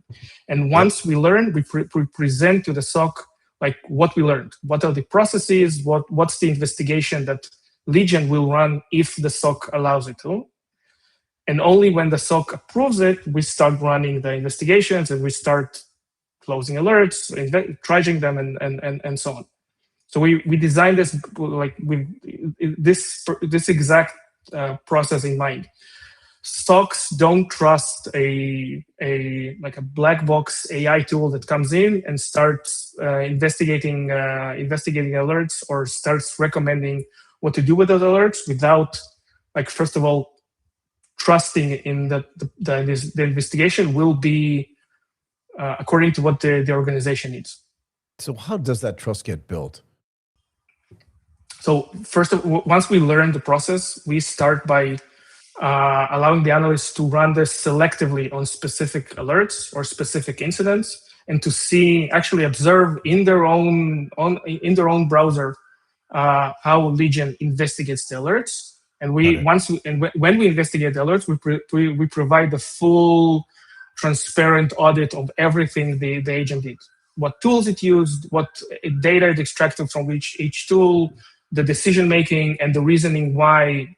For example, if we recommend that a specific alert is malicious, we present all the evidence for why we made that decision. So everything is audited, everything is transparent, everything like the SOC or the analysts don't need to trust that Legion made the right call. They see the call and they see all the reasoning why it made that call, and that's how we build trust in terms of, like, we actually show what we did and why we did it, and the analysts can provide feedback and we can fix the reasoning based on what they need. And only once we earn the trust, then the SOC can enable us to run autonomously and investigate every alert. Are we surprised by the differences in the approach, whether it's analog or agentic, to these security issues, even in companies that are in similar verticals, right? So let's say two companies that manufacture similar products, or two companies that build similar software, or, two companies that are in the sports industry. Because to be fair, like, even a sports team has an analytics department, and somebody could hack into that and see the analytics that they see and then compete better against them. I hadn't thought about it, but that's probably true. Yeah. Are you surprised at all by the different ways and the different cultures around security? And how does that change the way Legion or someone like Legion goes in and then implements this agentic AI to help protect them? I think it's both surprising and not surprising, because eventually a lot of organizations operate in sort of in their own environment or their own vacuum, because every organization has its own needs. Like, there's a lot of similarity between, like, banks operate in similar ways in terms of the security. Financial institutions operate in similar ways, like industry companies and so on. I think there's a lot of similarity, but still, I think a lot of organizations operate in their own environment because there's very little visibility in terms of how other organizations operate. So I, as a large enterprise, I have my own security needs, and I have my own like threats and what I need to cover. I don't really have any visibility in terms of like how other organizations operate. So sorry, go ahead. No, go ahead. So I was going to say, it seems to me that, again, similar vertical industries would create organizations, even without artificial intelligence and without agentic AI, around security. Even if they're competing with each other, nobody wants to see somebody else have a security breach, because at some level it could be fatal. Yeah. But again, if I can do it to you, I can do it to, if they can do it to them, then they can probably do it to me as well. So I presume there are industry organizations as well. Are you finding that those organizations themselves are now having this conversation against how they can have an agentic SOC analyst and how that provides them leverage in a way they couldn't have done this before? I think we're starting to see this now, that more and more organizations are starting to have those conversations and are starting to consider how they can leverage AI to better operate their security, their SOCs. Right. So yeah, we're definitely starting to see this more. So one of the things that's really interesting to me about security and how it's changed with agentic AI is that in the old days, and again, tell me where I'm wrong here or where I'm surmising this in the wrong way, is that most companies were worried about protecting the periphery. Do you know what I mean? There was a fence around their business. They wanted to make sure that fence was as high and as strong and as electrified as possible so that people couldn't get in. Yeah. But with agentic AI now internal to the company, it's no longer just periphery that matters. You now have internal things that are dangerous as well. How does that change the way the SOC analyst thinks about this, and particularly the AI SOC analyst as well?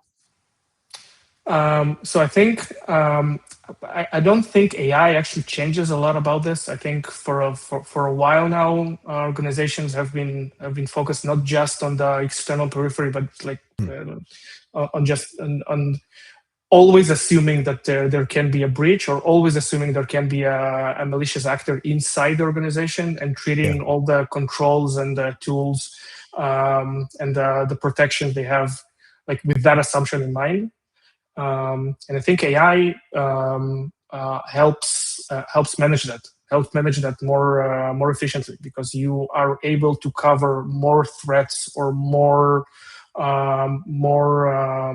attack surfaces that you maybe didn't have enough analysts to cover before. So one of the things we talked about earlier was this idea that the AI SOC analyst is actually learning from from a real human analyst behavior, or that they're trained on that. But what if the call, as we say in the horror movie space, is like coming from inside the house? And sorry to be so funny, but what if the call is coming from inside the house, and let's say one or two of the human analysts, the human SOC analysts, are colluding to actually do something bad, and slowly but surely they start training not just one, but a bunch of these agents to just be subtly malicious? How do you pick that stuff up, and then how do you disintermediate that at scale? Yeah, that's an excellent question. So we don't we don't do anything without a human in the loop. Meaning that when we learn, we don't just automatically start running the investigations based on what we learn. There's still a human that needs to approve the decision, and typically there are multiple people in the organization that need to approve what Legion learned. So unless you're assuming the entire SOC is compromised, there will be someone in the chain of approvals will see that something is off. Got it. Is there human pushback on this? In the sense that when people see automation, particularly agentic automation, see doing things that they simply cannot do as humans come in, do you see pushback like, oh, really? We're going to have to work with these agent guys kind of thing? I think tier one analysts whose job is being automated, I think they're very understandably get nervous when agents come in to automate what their if their job is to triage alerts, and the agents come in to automate that, they're just understandably they're getting nervous. I think the organizations that succeed with adopting AI SOC operations are the ones that reframe the analyst role towards a higher judgment work, basically managing the AI that does the investigations, doing more detection tuning, doing more incident response. And the organizations that do this together with the analysts and reframe the work to, we're not replacing you, we're providing you more tools to be more to do more with what you do. Those are the organizations that succeed in AI adoption in their security operations. Yeah, I mean, I really get a sense. I mentioned to you earlier that, we introduced automated trading, and it did scare some people. They're like, well, we're definitely going to lose our jobs because now an algorithm can do all the trading that we do. But to be fair, one of the things that we learned, and I definitely learned for sure, was that if I could be the most proficient with the automation procedures, then I was going to maintain my role, because other people would push back on, like, don't worry, I can do this manually. And those guys and gals got killed because there was no way they could keep up with the volume of work. And I guess this comes back to the security stuff as well. And it created great leverage for me and for people that actually were willing to just like give up their preconceived notions about what their roles were and change to say, hey, these tools, I'm now the expert on the tool that we have, as opposed to the expert on the other thing that we were doing before. Where does most of the leverage get created in this space? Is it just like seeing a weak signal and understanding that it's a real thing, reducing a false positive? Do you know what I mean? Reconstructing the attack path. Like, where does most of the leverage come in here? I think it's basically all of those. I think it's allowing the analysts to do more with the AI tools. I think if instead of manually needing to do to investigate a lot of alerts, or to do the triage, or to do the detection tuning and so on, all the security operations work. I think it allows, like, very similar to what happens with the software development, that essentially all software development becomes like managing coding agents that actually build the software. I think something very similar is going to happen with security operations, that instead of like an AI being a feature that's bolted on existing tools, it becomes the operating system for how SOCs run their security operations. What could go wrong? Like, I'm just trying to think about, whenever we talk about artificial intelligence and we talk about agentic AI, we're talking about all of the positive impacts. And I don't really care so much about, I care about the employment thing, but I have a different view on this. Like I said a few minutes ago, I think the guys and gals that embrace new tools are always going to have some kind of work. And there are other people that will find other roles. Like, I do think that that's actually true. And I'm not shilling for any type of new technology, but I've seen so many tech cycles that I just know, like, what happens. I know what the news reports, they'd like to scare people into this idea that there's going to be some kind of job apocalypse. It never comes to play. I know this technology is different, but what else could go wrong just functionally that you think about, or that companies worry about, and how does that get fixed? So I think two main things. I think one is an issue of static versus adaptive security. Like, without getting very too technical, I think there's a risk of the model or the AI learning a very prescriptive way to investigate a threat, and then when something new comes in, the model doesn't know how to handle that. It doesn't. Right. It does. So if it learned the wrong things, if it learned to investigate a specific alert, and then a new alert come in that the model is not familiar with, it can either fail in investigating that, or worse, provide say it's not a threat, and say everything is fine. And when you combine that with like the SOC or the analysts have been trained to trust to blindly trust what the AI says, this is the main risk that in terms of like adopting AI, this is the main risk that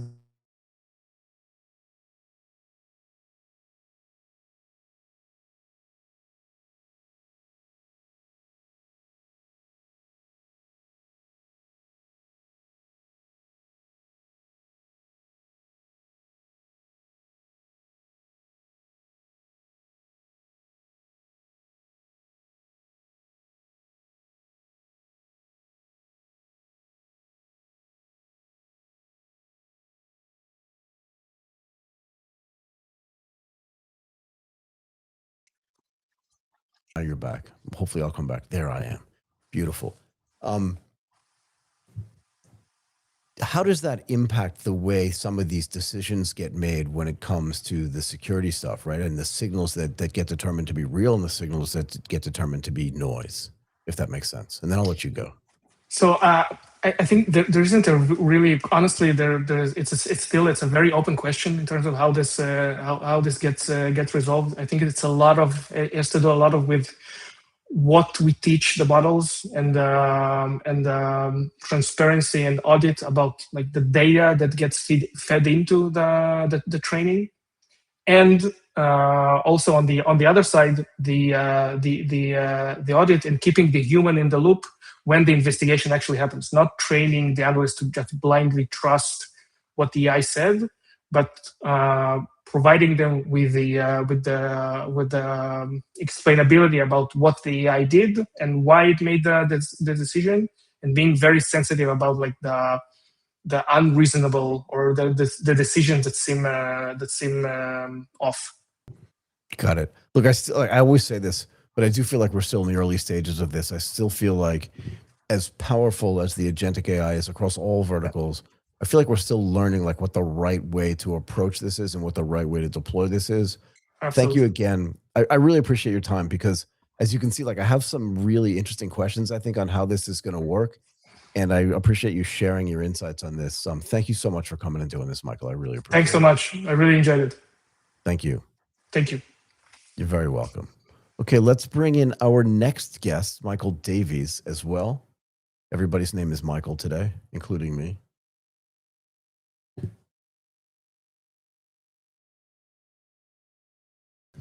Michael, are you with me? Very nice to see you as well. It's nice to meet you. We'll bring you into the live in a second. Where are you based? Awesome. And how long have you been living there? Oh, that's it. And where are you from originally? Oh, okay.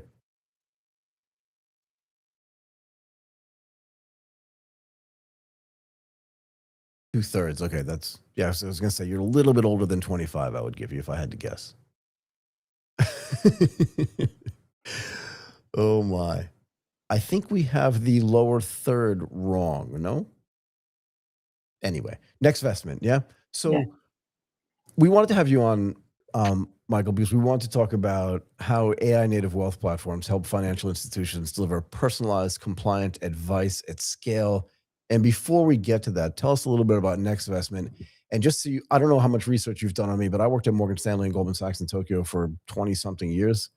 So be as technical as you'd like. Go ahead. Well, thanks for the invite, Michael. I welcome. think we appreciate being on the podcast. Thank you. Nextvestment, we are a wealth management AI advisory firm. We help financial institutions like scale wealth advisory, and with this sort of torrent of AI, we think that there is an opportunity to do this in a way that is both good for the client, the advisor, as well as the institution, and trying to thread that needle between making sure that the customers get good financial advice, the advisor doesn't feel like they're being replaced by this omnipresence of technology, and the institution can trust that that they're not going to get into trouble with the regulators or do wrong by their customers. Can you talk a little bit more about how each one of those stakeholders actually benefits from having artificial intelligence there? I think I know, but just for the listeners and for the viewers to get a better sense of the way Nextvestment thinks about this idea of, we're going to deploy artificial intelligence. We may even deploy agentic AI. And here's why we think everybody benefits without having this fear of, oh no, I may lose my job here, kind of thing. 100%. I think let's start with the clients, right? Because they're sort of the most important in this. Fair enough. For far too long, I think that the wealth management industry has focused on the high net worth and the ultra high net worth, just because like the fees are very, very lucrative. But it's not that these that institutions didn't want to serve these customers. It's just that it wasn't cost effective to do so. Right. Yep. So having sort of that 24/7 AI tool that can help you navigate difficult situations, get answers when the world's kind of going a bit crazy, and give you that assurance when normally you wouldn't have that access. I think that's a good thing for clients, right? Access to that information. Go ahead. For advisors, I think, look, the numbers just have never made sense, right? It's one advisor has increasingly been asked to serve 100 customers, 200 customers, 500 customers, 1,000 customers at a time. It's just not practical to see so many people on a day-to-day basis. And I think fundamentally for the institutions it's like I mentioned, I don't think they didn't want to serve more customers. It's just they didn't know how to. And AI, if you get it right, could be that answer. Go ahead. And then there's one more stakeholder, no? The regulators here? Yeah. I think for the regulators, definitely AI is top of mind for them. I think for far too long, they've been stuck in a situation where they've had to be both the bad guy and the good, good cop, bad cop, right? They've had to play the policeman to go and catch bad actors, who slip through the system. And when it boils down to that, they're stuck in a position of, it's a he said, she said sort of situation. This advisor told me to buy this product. This suitability wasn't done. And now with this AI capabilities, you actually have the black and white. You have that ability to just to trace through everything that was said to the customer and why it was said that way. So I think that they are very optimistic. Obviously, there's a lot of challenges to get this done correctly. Right. In all my conversations with regulators, they do see the possibilities. So can we talk about compliance for a second? And part of the reason why is because you're right. If I'm doing wealth management, almost by definition, at least in the past, I was dealing with somebody that had a certain level of net worth, and it meant that I could spend personal time with them, giving them personalized advice in a way that, like again, if I had 5 to 10 clients or 10 to 20 clients, there was kind of enough time in the day for me to service them in a way that made sense. But now that you're deploying artificial intelligence there, as you said, now you have the ability to serve maybe 5 or 10 times more clients, but a lot of them are going to be like brand new customers that haven't been existing in the market or haven't been making investments before. Some of them will transition, we'll get to that in a second, into sort of HNWI, like high net worth investors over time, if they do their job well and make more money. But how does compliance get in the way of dealing with sort of this multiple levels of experienced investors? And does AI play a role in actually making that better or easier to deal with? It's a very complicated question. So I'll try to break it down at least in a few different ways that we see. Sorry about that. I'm just really interested, actually. I think number one is you've got the foundational models itself, right? Yep. A lot of these are black boxes, and at some level, yeah. You have, for a lot of these institutions, they don't know what's going on internally. They have to deploy these models within their own infrastructure, their own systems. They have to integrate it together. They need to have that observability to know what exactly is going into and out of the models. So that's number one, right? And the level of complexity to do that is already a significant effort. And then obviously there's the type of questions that your customers can ask, because it's not like a journey where you're in full control of that, right?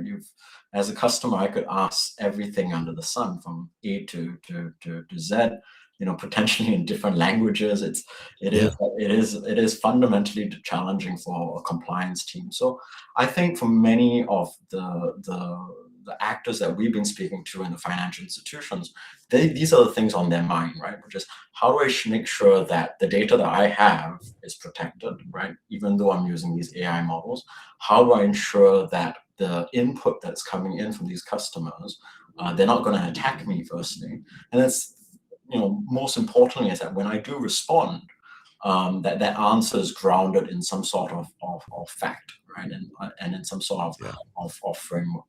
So I think for compliance teams that are dealing with this, I don't blame them when they think about, it is a very, very challenging problem to solve.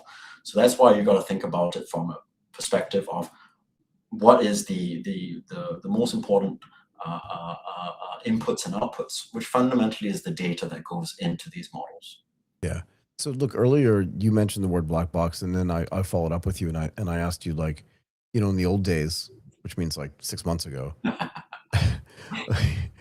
time is definitely moving just really, really quickly.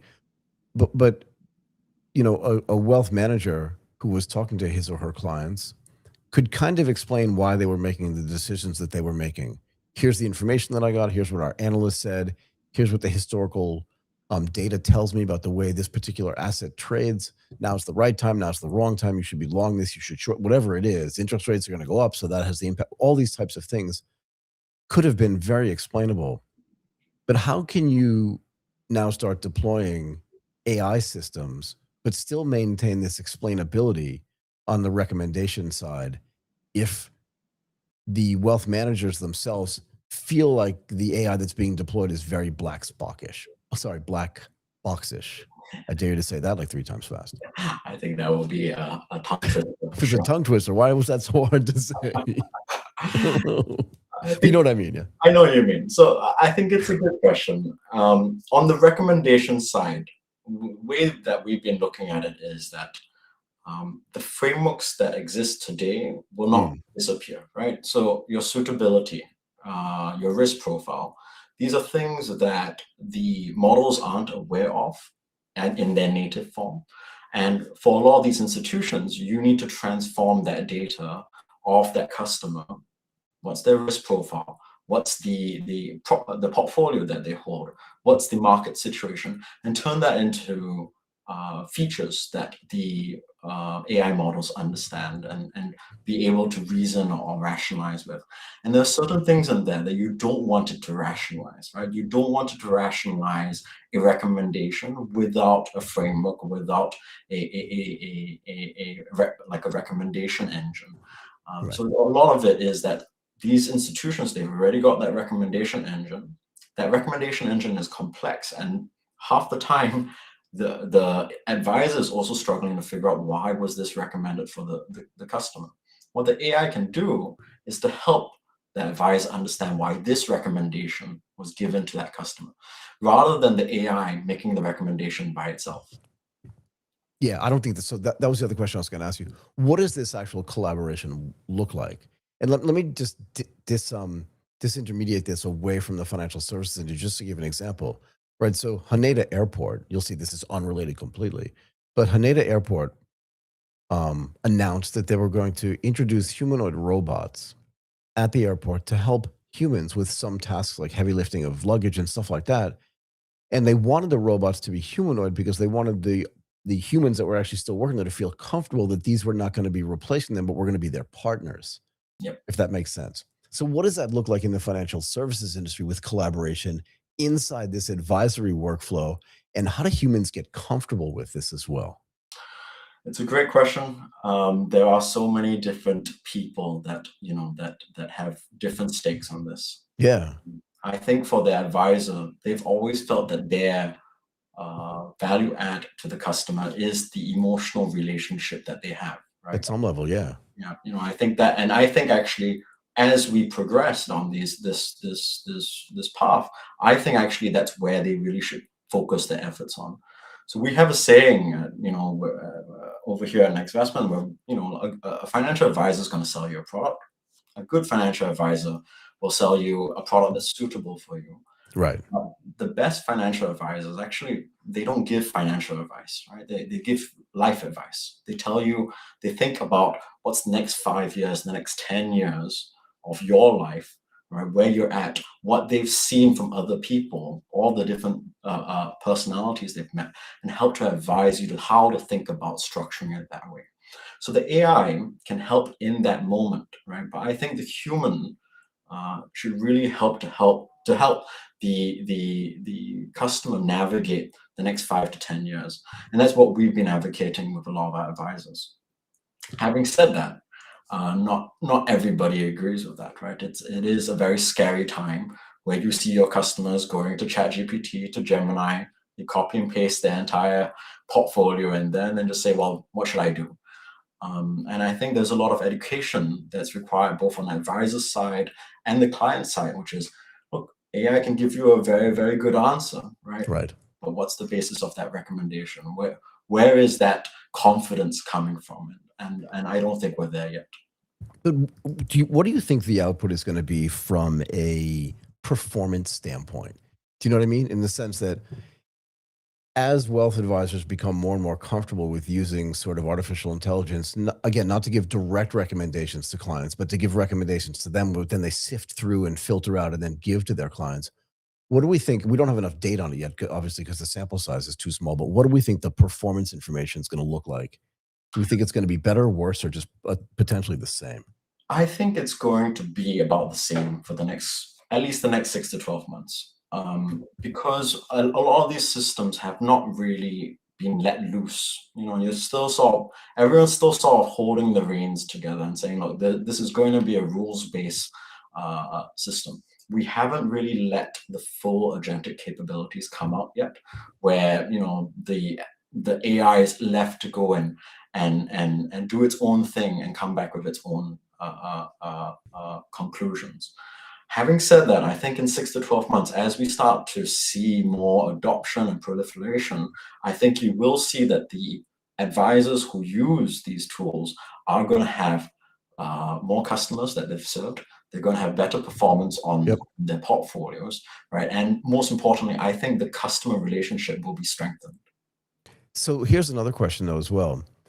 What type of disclosure goes on for the clients so that they know actually that there is an AI advisory sort of component to the stuff that they're learning about? I think that's a great question, and I think I try to do good questions. I'm struggling over here, but go ahead.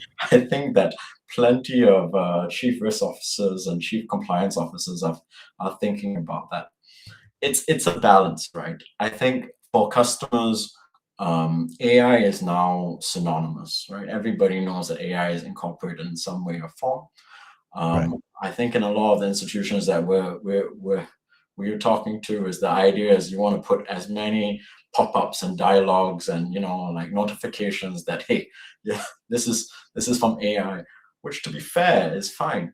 But then you end up with what happened with the fund fact sheets, the prospectuses, right, where you've got these PDF reports where 70% of the PDF report is just disclaimers, all right, and only 30% is actually usable.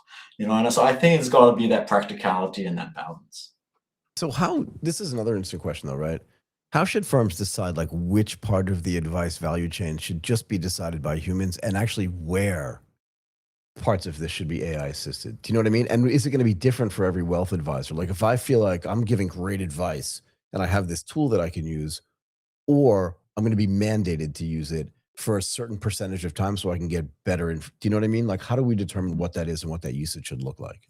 So the way that we think about it is, what is AI good at and what are humans good at, right? Yep. And I think if you look at what AI is good at, it has access to more information than a human mind can comprehend. So when you're talking about markets and you're talking about the impacts that would have on a portfolio, I don't think any of that should be done by a human, because our intuition, we will never have enough information to make a sound decision, right? Yeah. But I think on the personal side, understanding the customer's individual circumstance, what they're going through, and AI is never going to be able to dive into that, or more importantly, understand and empathize with why that human is there. And I think that's really where the connection should be, which is how do you map what's going on in the world with how the customer is feeling? And that's where the advisor really value adds. Yeah, look, I think fundamentally this is true for sports, and I think it's also true for investments. People have much stronger feelings about losing money than they do about making money. Exactly. Do you know what I mean? Like if you talk to any high-level athlete, they'll just say, "Oh my God, I don't remember winning that championship, but I remember losing that game to that guy. That was horrible," kind of thing. And I presume it's the same way in investing. How does the AI-assisted investment, even if it's wealth management, longer-term stuff, not day-to-day trading, how does that take some of this emotion out of it, even though the humans are still involved? 100%. So, I mean, using the sports analogy is that, a human is not going to know when was the last time, that the team has lost a game, right? But the AI is going to be able to go back in time and say, look, today stocks have tanked, right? But, 2 years ago, exactly the same thing happened. And our research supports that. You don't have to worry about that. And that's an answer that the human might get to with enough research and enough time. But look, the AI is going to be able to make that rationalization within a couple of seconds, and that's I think that's really where the power comes from. So I still think we're at early days here. I'm curious what your perspective is as well. Definitely early days. But definitely, right? I mean, you know this. How long have you been involved in the investment business? Just out of curiosity. So I've been in wealth management for maybe about 7 years now, give or take. Okay, but long enough, and long enough before there was artificial intelligence, even predictive AI that you could use fundamentally. Exactly. And definitely well before there was agentic AI. How do you see this developing over time? I know it's a hard question, but because you've seen it with some stuff, and now with more AI involved, you've seen some progression. How do you see this continued progression of it, and where do you think like the biggest benefits are going to come if we're going to keep doing some of this development? Yeah, definitely. I think if you look at the last 10 years or so, what's happened is that wealth management has gotten a lot more accessible to most people. If you think about just easily lot sizes, right? They've come down, and you now got fractionalized shares, but you've also got access to way much more securities and instruments and products. So I think one of the things that's going to happen is that the same thing that, where that accessibility has enabled more people to access more complex products, that's going to happen with these AI systems. The AI systems will be able to do better suitability checks.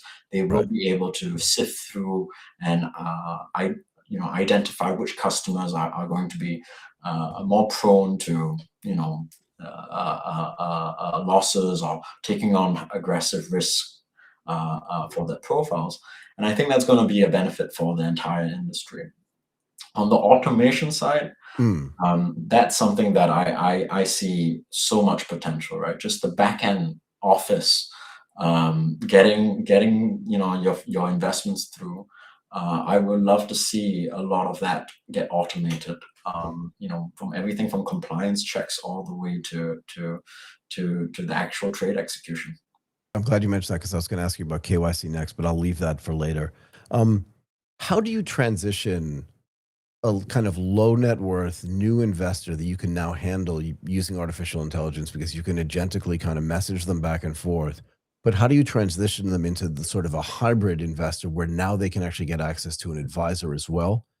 And how do you know when that tipping point is? Not money wise per se, but this idea where like, this year I can invest $5,000. 5 years from now, I can invest $100,000 because I'm making more money.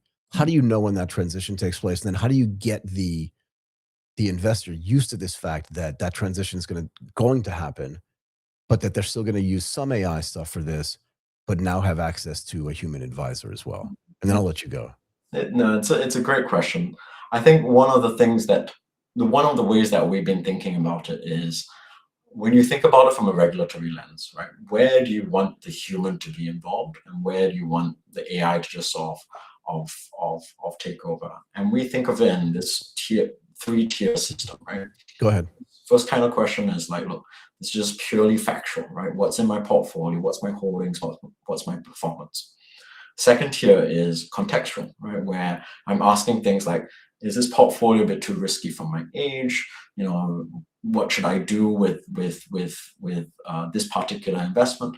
And then the third is really where you want a human to come in and have their judgment, right? And those typically are the questions of like, what should I do next, right? What are the recommendations? And as you start to think about that from a tiering perspective, it's not just about that single question that the customer is asking, but it's about the conversation over time, right? And being able to sort of track that the level of questions, right? Whether that's the knowledge or whether that's the interest, how that changes over time. Those are markers where an advisor could step in and say, hey, this customer's not asking questions they weren't asking 6 months ago. Right. That's where we think an advisor should step in. Perfect.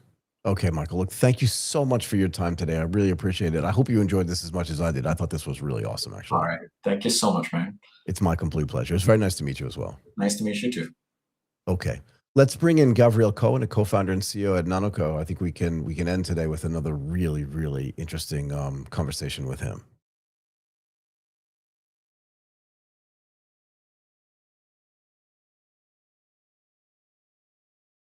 Gavriel, how are you? Did I pronounce your first name properly? Yay. Where are you based right now? Oh, you are in Tel Aviv. Yeah. Got it. Okay, let's talk about Nanoco. We wanted to have you on because we wanted to talk about how sandboxed AI agents will help enterprises deploy autonomous work safely and at scale. But before we get to that in detail, tell us a bit about what Nanoco.ai does so that our viewers and our listeners can get a better sense of that, please. So I created an open source project called Nanoco, which is a safer, more secure, more enterprise and business ready version of OpenClaw. So OpenClaw Got was it. this wild experiment. Let me take a powerful agent, connect it to everything, put security safety on the side, and see what happens. And what Right. happens is you get a lot of value. We used it at our own business prior to starting Nanoclaw, and it did the work of an employee, literally managed our sales for us. But lots of security issues, lots of safety issues. So You I built think? Nanoclaw. I built Sorry, go Nanoclaw ahead. to solve that. Yeah, and the difference that we did with Nanoclaw is each agent is run in an isolated environment. So it's built to run multiple agents. You can have one agent for every customer and isolate the data between the agents. Each agent is isolated from the machine it runs on and is isolated from other agents. It has its own memory, its own file system, its own sessions. And what that means is that the agents can't leak data between different customers, different accounts. We don't give the agents, we don't put any credentials, any API keys or secrets into the agent's environment. And we Where do you are put able them? to enforce. So they sit in an agent vault. So it's a separate special vault for the agent. And that sits next to the container, the environment, the sandbox that the agent is running on. Right. And requests coming out of the agent's environment are proxied through the vault. And then we have policies and rules saying what requests should go through and what requests shouldn't go through. If the request is approved, then credentials, API keys are added to the request outside of the agent's environment in the proxy, in the vault. And it means we can also set policies, including human-in-the-loop approval policies. So certain requests I can set for my email. I have an agent now connected to my email. I can ask it to read my emails, go through my emails, tell me what I have, and categorize them. If I wanted to send an email, I can ask it to send an email. The request to send the email gets caught at the level of the proxy. And then I get a little card in Slack in my messaging app that says, agent is trying to send this email. Do you approve or do you reject? Right. And then if I approve it, that email goes through and gets sent. If I reject, it gets stopped right there. So this brings up, I just made so many notes already. I hope you have some time to stay with me. First of all, how long did it take you to build this thing? And was the inspiration itself actually, you guys saw OpenClaw, you were using it internally and you were like, there's definitely not enough security here. Like I wouldn't let my little sister use this thing because it's too dangerous. And then built it? Or was it something you guys were thinking of internally and then thought, okay, people are using this orchestration layer. We can build one and we can build it, better, faster, stronger, and way more secure. And here's our idea. Do you know what I mean? Yeah, I started to use OpenClaw. I was building an AI native marketing agency.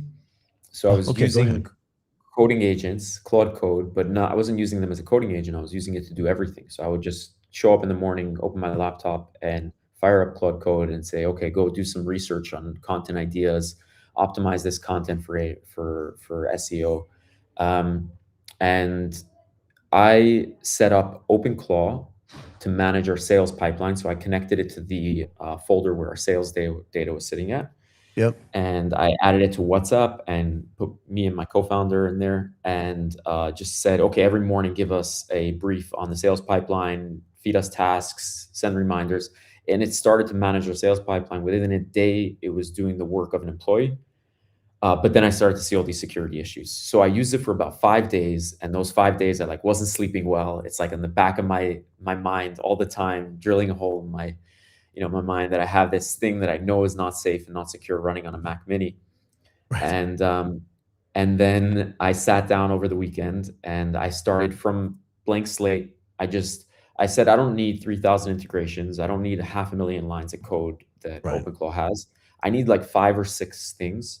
So I sat down and just started from blank page and built out those 5 or 6 things, capabilities that I needed. And instead of being 500,000 lines of code, it was just a few thousand lines of code. And added the isolation, and it took 2.5 days to build the first version. The first version didn't have the approvals, didn't have some other pieces.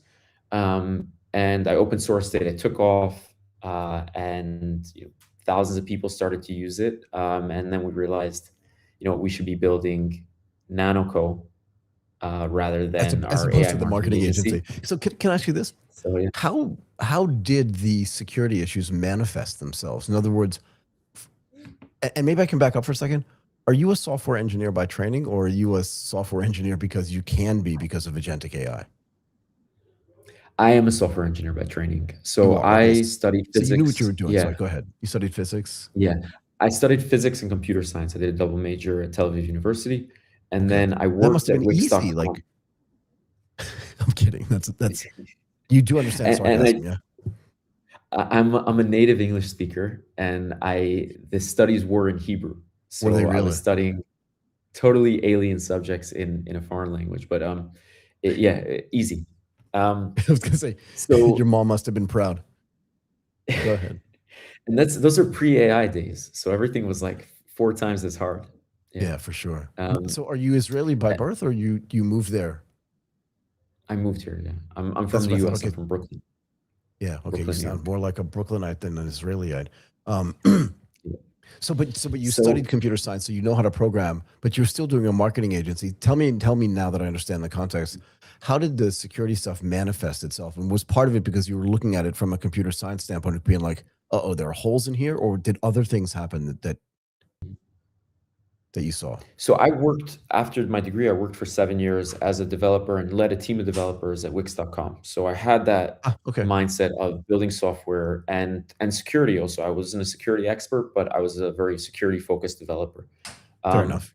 I ran OpenClaw. I'll give you 3 things. So first of Tell all, me. installation process. Right. As I'm setting it up, they offer you all these different tools and packages to add to Nanoco, to OpenClaw, to your agent. And Right. one of those was a package that I had created, a little tool that I had created 4 months before that nobody was using. It was totally obscure, and had like 200 stars in GitHub. And I thought that was really cool. But then I was like, wait a second, this package, they obviously Yeah. didn't vet or review it, because if they would have, they wouldn't have added it. They'll see that I didn't update it in 4 months and it doesn't have any meaningful usage. So what are the other 80 packages? Like, what's hiding there? And are all those also unvetted? And then Right. the next thing was I was debugging a scheduled job that was supposed to run and it didn't run, looking through the logs, asking my agent to run through the logs. And I see that it's logging every WhatsApp message. So I had only connected it to one WhatsApp group, the one with my co-founder for sales. Oh, no. But it was logging all the WhatsApp messages from my family group, my personal groups, chat with my wife. It's all Yep. logged there in plain text. Oh my God. Sorry, go ahead. Yeah, And what yeah. and what else? So the Not that, third like, thing that's not was looking enough. at the code base. Yeah. The third thing was really looking at the code base and seeing that it's 500,000 lines of code that had been written in a matter of weeks with no review Right. process. So Yeah. open source, you trust it to be safe because maybe it's a massive project, but it's built by Google and they have good review processes and good software development processes in place. Or it's maybe a small package from somebody that isn't, trusted by default, but you understand that thousands of people, tens of thousands of people are using this. People are looking at it. Enough eyeballs are on it that if there's an issue, it's going to be found. But if a open source project has 500,000 lines of code that were developed in a matter of weeks, it really breaks that fundamental security guarantee of open source because nobody's reviewed it, nobody's looked at it, nobody can understand what's going on there. It's just this huge mess of a project, and so that's where I didn't feel comfortable running it. So then to combat that, I made it really small, really easy to understand. Let every person who's running it look through the code base. Within an hour and a half, they'll be able to understand the whole thing and know that they're comfortable running it. So who manages the open source organization part of this? Do you still manage that? And if that is the case, are you, as, what's the right word, strict around the safety and the security that gets built into it so that people can have the confidence in the open source stuff that's out there in the Nanoclaw name that didn't exist for OpenClaw? Yeah, I still manage the open source and I review everything that gets merged there. Right. And I do a lot of the development myself, and now have a team that contributes to that. We have some great contributions from the open source community as well. Yeah, very strict on what goes in there. It's extremely important to me that the open source is safe by default, and not relying also on agents behaving well, but assuming agents are going to misbehave and having enforcement on the perimeter, on the software level, rather than on the instruction level. The open source is safe and has a good security model, good security architecture. Each person that's running it, though, is forking it and customizing it. So if you customize it, you can rip out the isolation, you can remove the policies and make it unsafe if you wanted to. But when you install it, you set it up, it's safe, and it's built in a way that's relatively easy to keep it safe. To bring that, though, to actual businesses and enterprises, they need some help there. And that's where Nanoco comes in. We have a lot of people who are executives at companies, chief AI officers, CEOs at companies, who are using the open source themselves, getting tremendous value from it, like people are getting from OpenClaw and Hermes and other agents as well, saying this makes me 2x, 3x as productive. How do I give this to every person on my team? So they're reaching out to us, and that's what we're doing with Nanoco, helping them get set up, get trained up, connecting it to their systems, putting the right policies in place so that they can safely adopt agents at scale in their business and get the value out of it. So I want to do this in the right order. What do you think? So I don't know Peter Steinberger at all. I never spoke to him. But my feeling always was, when I was looking at what was happening with OpenClaw and listening to the conversations around the securities issues with it, along with all of the sort of functional and productive benefits that people got from it, particularly from an orchestration layer, when it was purchased, or I don't even know what to call this anymore, by OpenAI, my first thought was they're going to shut this thing down. I'm curious because I also thought that, like, he was doing this as not like a side project, but not with the same level of seriousness is the wrong word, but with the same commitment to security. I don't think he thought people were going to use this as much as it did. I think it surprised him as much as it surprised anybody else.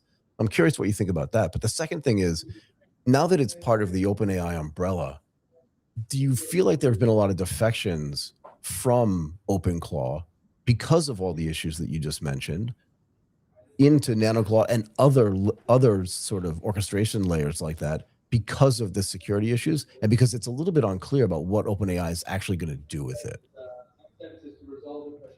Yeah, absolutely. I agree with that.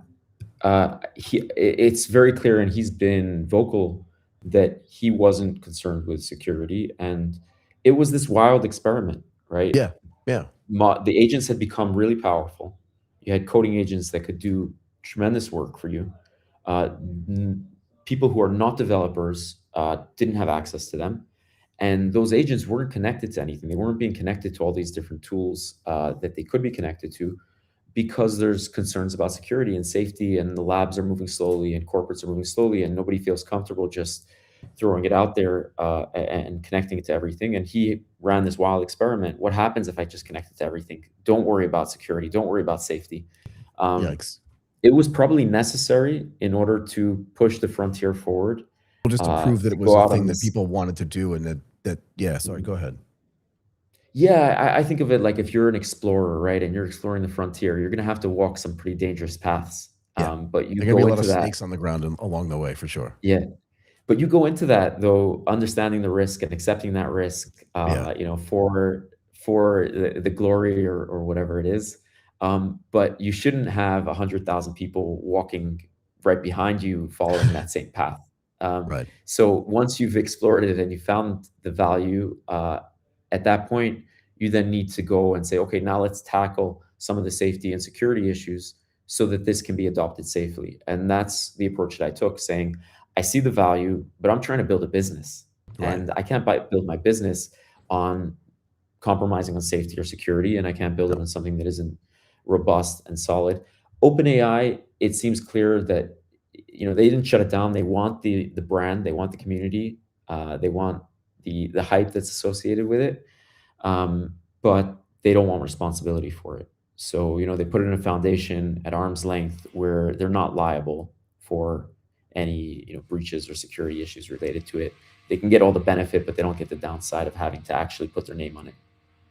I feel like it's weird to set up a jewelry store where all the cases and the doors and windows are unlocked, and that that's the case. Like, I understand this frontier mentality of like, I'm gonna get from Boston to whatever California is, and I know along the way there are gonna be a bunch of people that are gonna try to kill me, but I'm willing to take the risk to do that. But you wouldn't have taken the risk without like a gun or you know what I mean, like without some kind of protection. So it seems kind of strange to me. I'm curious how, look, one of the things that happened when OpenClaw started becoming popular, and I'm bringing this up because I want to know how you guys are going to react to this, is that, and particularly after it was bought by OpenAI or acquired, I don't know what the right word is to use anymore. But they said like, okay, Anthropic said, yeah, you can't use this anymore because it just does way too many actions. It's too token usage heavy. And if you're on a $20 a month program or a $200 a month program, you're going to have way too much usage on the token side. How do you guys handle that question when now it feels like a lot of the token usage is going to move from, again, a fixed subscription to metered? And is there a way for Nanoco itself to give feedback to the users potentially before they go out and do activities that require them to pay for tokens so that they have some idea what it's going to cost them? Yeah, we are taking steps to optimize for token costs. We have taken steps in the past as well. My understanding is that what Anthropic's issue was, it was that the subscription was being used with a different agent. So OpenClaw users wanted to use Anthropic models. They wanted to use Opus 4.6, but OpenClaw doesn't use Claude Code. It doesn't use Claude's agent. It uses a different agent. As soon as you use a different agent, you don't have all of the optimizations that the Anthropic team was doing for caching, for example, which reduces the load for them, reduces the resource uses on their end. So they were saying, if you're going to use a subscription, you got to use it with our tool.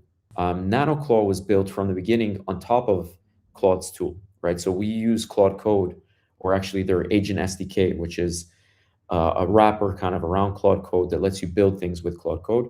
We use that from day one. So they initially didn't have an issue with that, and people are still till today using their Claude subscription with Nanoco. I am as well. More recently, though, they did change their policies, and they said that instead of being able to use Agent SDK or just in general using Claude Code in a headless mode where you're not sitting in front of the terminal and you engaging with their UI, in order to use that with Claude Code, you'll now have a set amount of usage per month. So if you're on a $200 plan, you get $200 worth of usage instead of getting maybe 4 or 5 times that. So that's going to come into effect mid-June. We've already taken steps going back over a month, where one of the big things that are an issue with OpenClaw is that it has a heartbeat, which means that every half hour, the agent just wakes up and does stuff, regardless of whether I sent it a message or not. That's a massive, massive token drain. That uses a lot of usage. We don't have a heartbeat. The agent, if you wanted to do something, you tell it to wake up every hour or every day to do something. The second thing is, if you do set a recurring job, which you can set a job every hour, every day, every week. Check my email, bring me a briefing on latest AI news, and the agent will do that. But if you're doing very frequent tasks, so you say every 10 minutes, I want you to check my emails and then ping me on WhatsApp when a new email arrives. So we added this mechanism where the agent can write a bit of code, a script.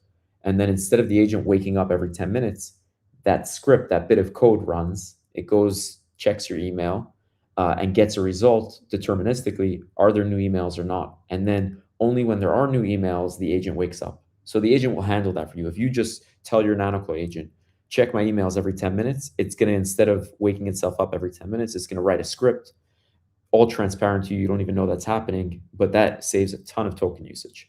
And we're going to continue to add other optimizations like that. What are some of the drawbacks? Like, security to me is obviously really important. I mentioned earlier this analogy to like a jewelry store with like no keys in the displays and like all the windows and doors are open 24 hours a day, 7 days a week. And when you come into work on Monday, you're like, where are all the diamonds? You know what I mean? Like, they're just all gone. And you wonder like, what happened here? But on the flip side, what are some of the drawbacks of having one agent per one employee that sits in a sandbox that has to go through the vault, and that can it talk to other agents, or does it? And if it can, does it have to go through the vault to kind of get the permission to do it? Because one of the big benefits of agentic AI, not the only one, but one of them is that I have an agent that does this thing and there's another agent off doing another thing. And like they can communicate with each other and share information in a way that at least I can approve. Or am I misunderstanding the way this security is working? That's absolutely correct. So you can set it up so that your agents can talk to each other. You have control over that. So you set for each agent which other agents it can talk to. It has a list of destinations that it knows about your agent and that it's approved to send messages to. And then each agent can send messages to any of the destinations that it has. That could be your WhatsApp, it could be your email, it could be your Slack channel, or it could be another agent. And then agents receive messages and respond to them. So you can connect agents to each other and let them talk. Most of the time, you would want to have an approval gate, right? An approval process between the agents messaging each other. So let's take, for example, a use case where I have highly, highly sensitive information, and I want to have an agent that has access to that highly sensitive information. And I want to be able to chat with that agent and have it, look up contracts that are highly confidential, right? So that agent, maybe I want to have running on a local model with no access to the internet, no access to emails. I don't want any possible path for that agent to leak information. So it's just the agent, access to sensitive data, completely air-gapped, and then I'm chatting with it via Slack. But let's say I'm asking it questions about these contracts, and I do need it to be able to do some research. So I could have a second agent that's connected to the internet, able to do research on the internet and use all kinds of tools. And then I can let those two agents talk to each other with an approval gate in the middle. So I ask an agent, my agent, a question about a contract. It looks through the contracts, then sends a message to the internet research agent saying, can you look up this detail for me about this company? Gets a response back, and I can make sure that when it's sending that message to the internet connected agent, it's not leaking anything there. Got it. But it's still only one agent per one employee? Or can no, so I can have many. Yeah, I can have many agents. Sure. So I have, by default, I have my one agent that is my main assistant that I'm chatting with and talking to. And then I can have a second agent that I put in a group or a Slack channel with my own channel, just with me, where I chat with it over there, or I can put it in a channel with some other people. And then I can have multiple agents that are not connected to Slack that my main agent can be chatting with. One can be doing software development. It's got GitHub and different tools for software. Another one could be doing socials, connected to LinkedIn, able to do some posts. So my main agent can be chatting with a bunch of different agents. It can be my executive assistant, but it can also be managing a team. Each of those other agents, it's not like Claude Code, let's say, where I have sub-agents, but they just spin up for one task and then they're gone. These agents have persistent tools, identity, sessions, memory, and they persist over time. And how do you interact with Slackbot itself, which also has a bunch of really interesting functionality associated with it? Yeah, we don't have a deep integration at the moment with Slackbot. You could put your Nanoco agent in a channel with Slackbot and let them chat to each other that way. But we are going to be moving over time to integrate with all of the different types of agents and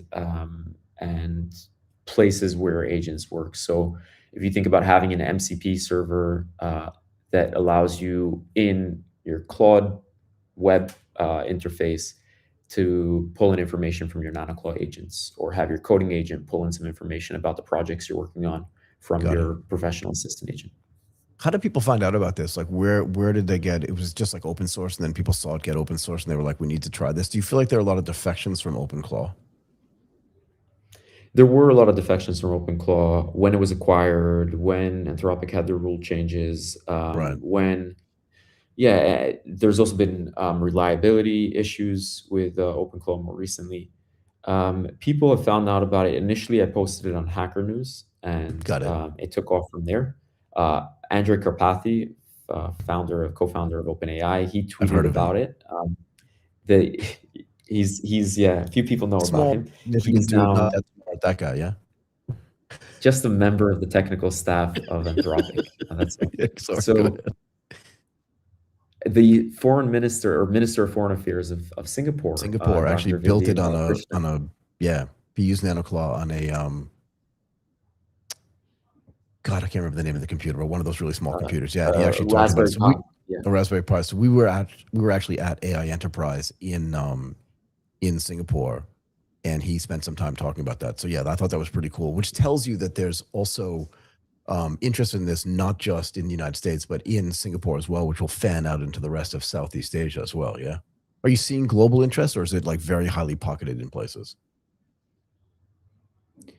Yeah, him using it and being very vocal and talking about it, and it got a lot of attention, because I think it's really rare and encouraging to see a public figure deeply engaged with technology and understanding it and able to talk about it and communicate about it. So it got a lot of attention. I think there are a lot of users now and a lot of interest coming from Singapore. I'm sure that's going to spread out throughout the rest of Southeast Asia. So another thing, if you don't mind me asking this, you said it took you 2.5 days to build this, yeah? And you're a software engineer, so you kind of have a leg up on other people that are doing this. But I mean, one of the big benefits that Claude Code, Codex, Cursor, all these sort of tools give you is that not just you, but I wouldn't even say amateur developers, but people that can understand like the types of things that they want can go out and like build or replace some of the SaaS products that they have, because they can write software in 2.5 days, just like you did. What is going to prevent somebody from going out, or can people go out and write this orchestration layer in the same way? Like, what's the moat around it, if there's not a better question? So the open source is MIT licensed. It's meaning anybody can use it for any use. You can build a company on it. You can build a product on it, build a service on it, build your own agent on it, totally free to use. So there's no moat around that core orchestration layer. And people don't need to rewrite it, because they can just use it. It's just there for them to use. So this is like Linux. This is like Linux in a way. You want to kind of be like the Red Hat of Linux, but be the Red Hat of orchestration, if that makes sense. So provide all the services around it that people may not be able to understand or do on their own, and keep it open source so that it keeps getting developed by not just you, but by everybody else with your approval, in the same way that the Linux Foundation does for Linux, but Linux has become a multi-billion-dollar company. Yeah, same idea kind of thing. I think the model is a little bit different. There are some similarities, but we're not aiming to monetize the open source, or monetize people who are using the open source as infrastructure, building companies, building businesses on top of it. There are large companies that are building their own internal agent platform using Nanoco as infrastructure. We're not trying to monetize that, because that's 1% of companies. 99% are not capable or don't want to dedicate engineering resources to build their own internal agent platform. They don't want to have their developers spending lots of time building agents for the marketing and sales teams. So our motion is to go to the companies that are not going to be deploying it themselves, and work with them to get agents deployed, but not just get agents deployed, get the company ready and trained up and able to use the agents effectively. Because for a lot of people, going from ChatGPT, you ask it questions, it gives you answers, to suddenly I've got this agent that's doing work, it's going off and doing stuff for me.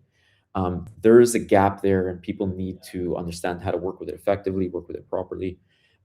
There's integration into the company's tools, platforms. You need to set access control policies. There's work with security, with IT.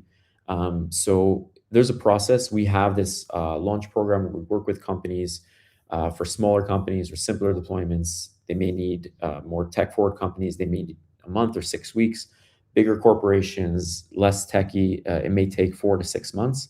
And we work with them hand in hand to get them up to speed, get agents deployed, and get their companies using them effectively.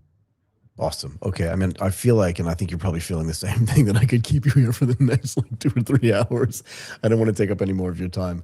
Thank you for being so generous with your thoughts and with your time. I really appreciate it. And yeah, just thanks for coming on the show. We'll have to have you back again. I'd love to understand like the progression of this as things move forward. Thank you so much for your time, Gavriel. Thank you. It's been great. Enjoyed the conversation and would love to come back and chat some more. Awesome.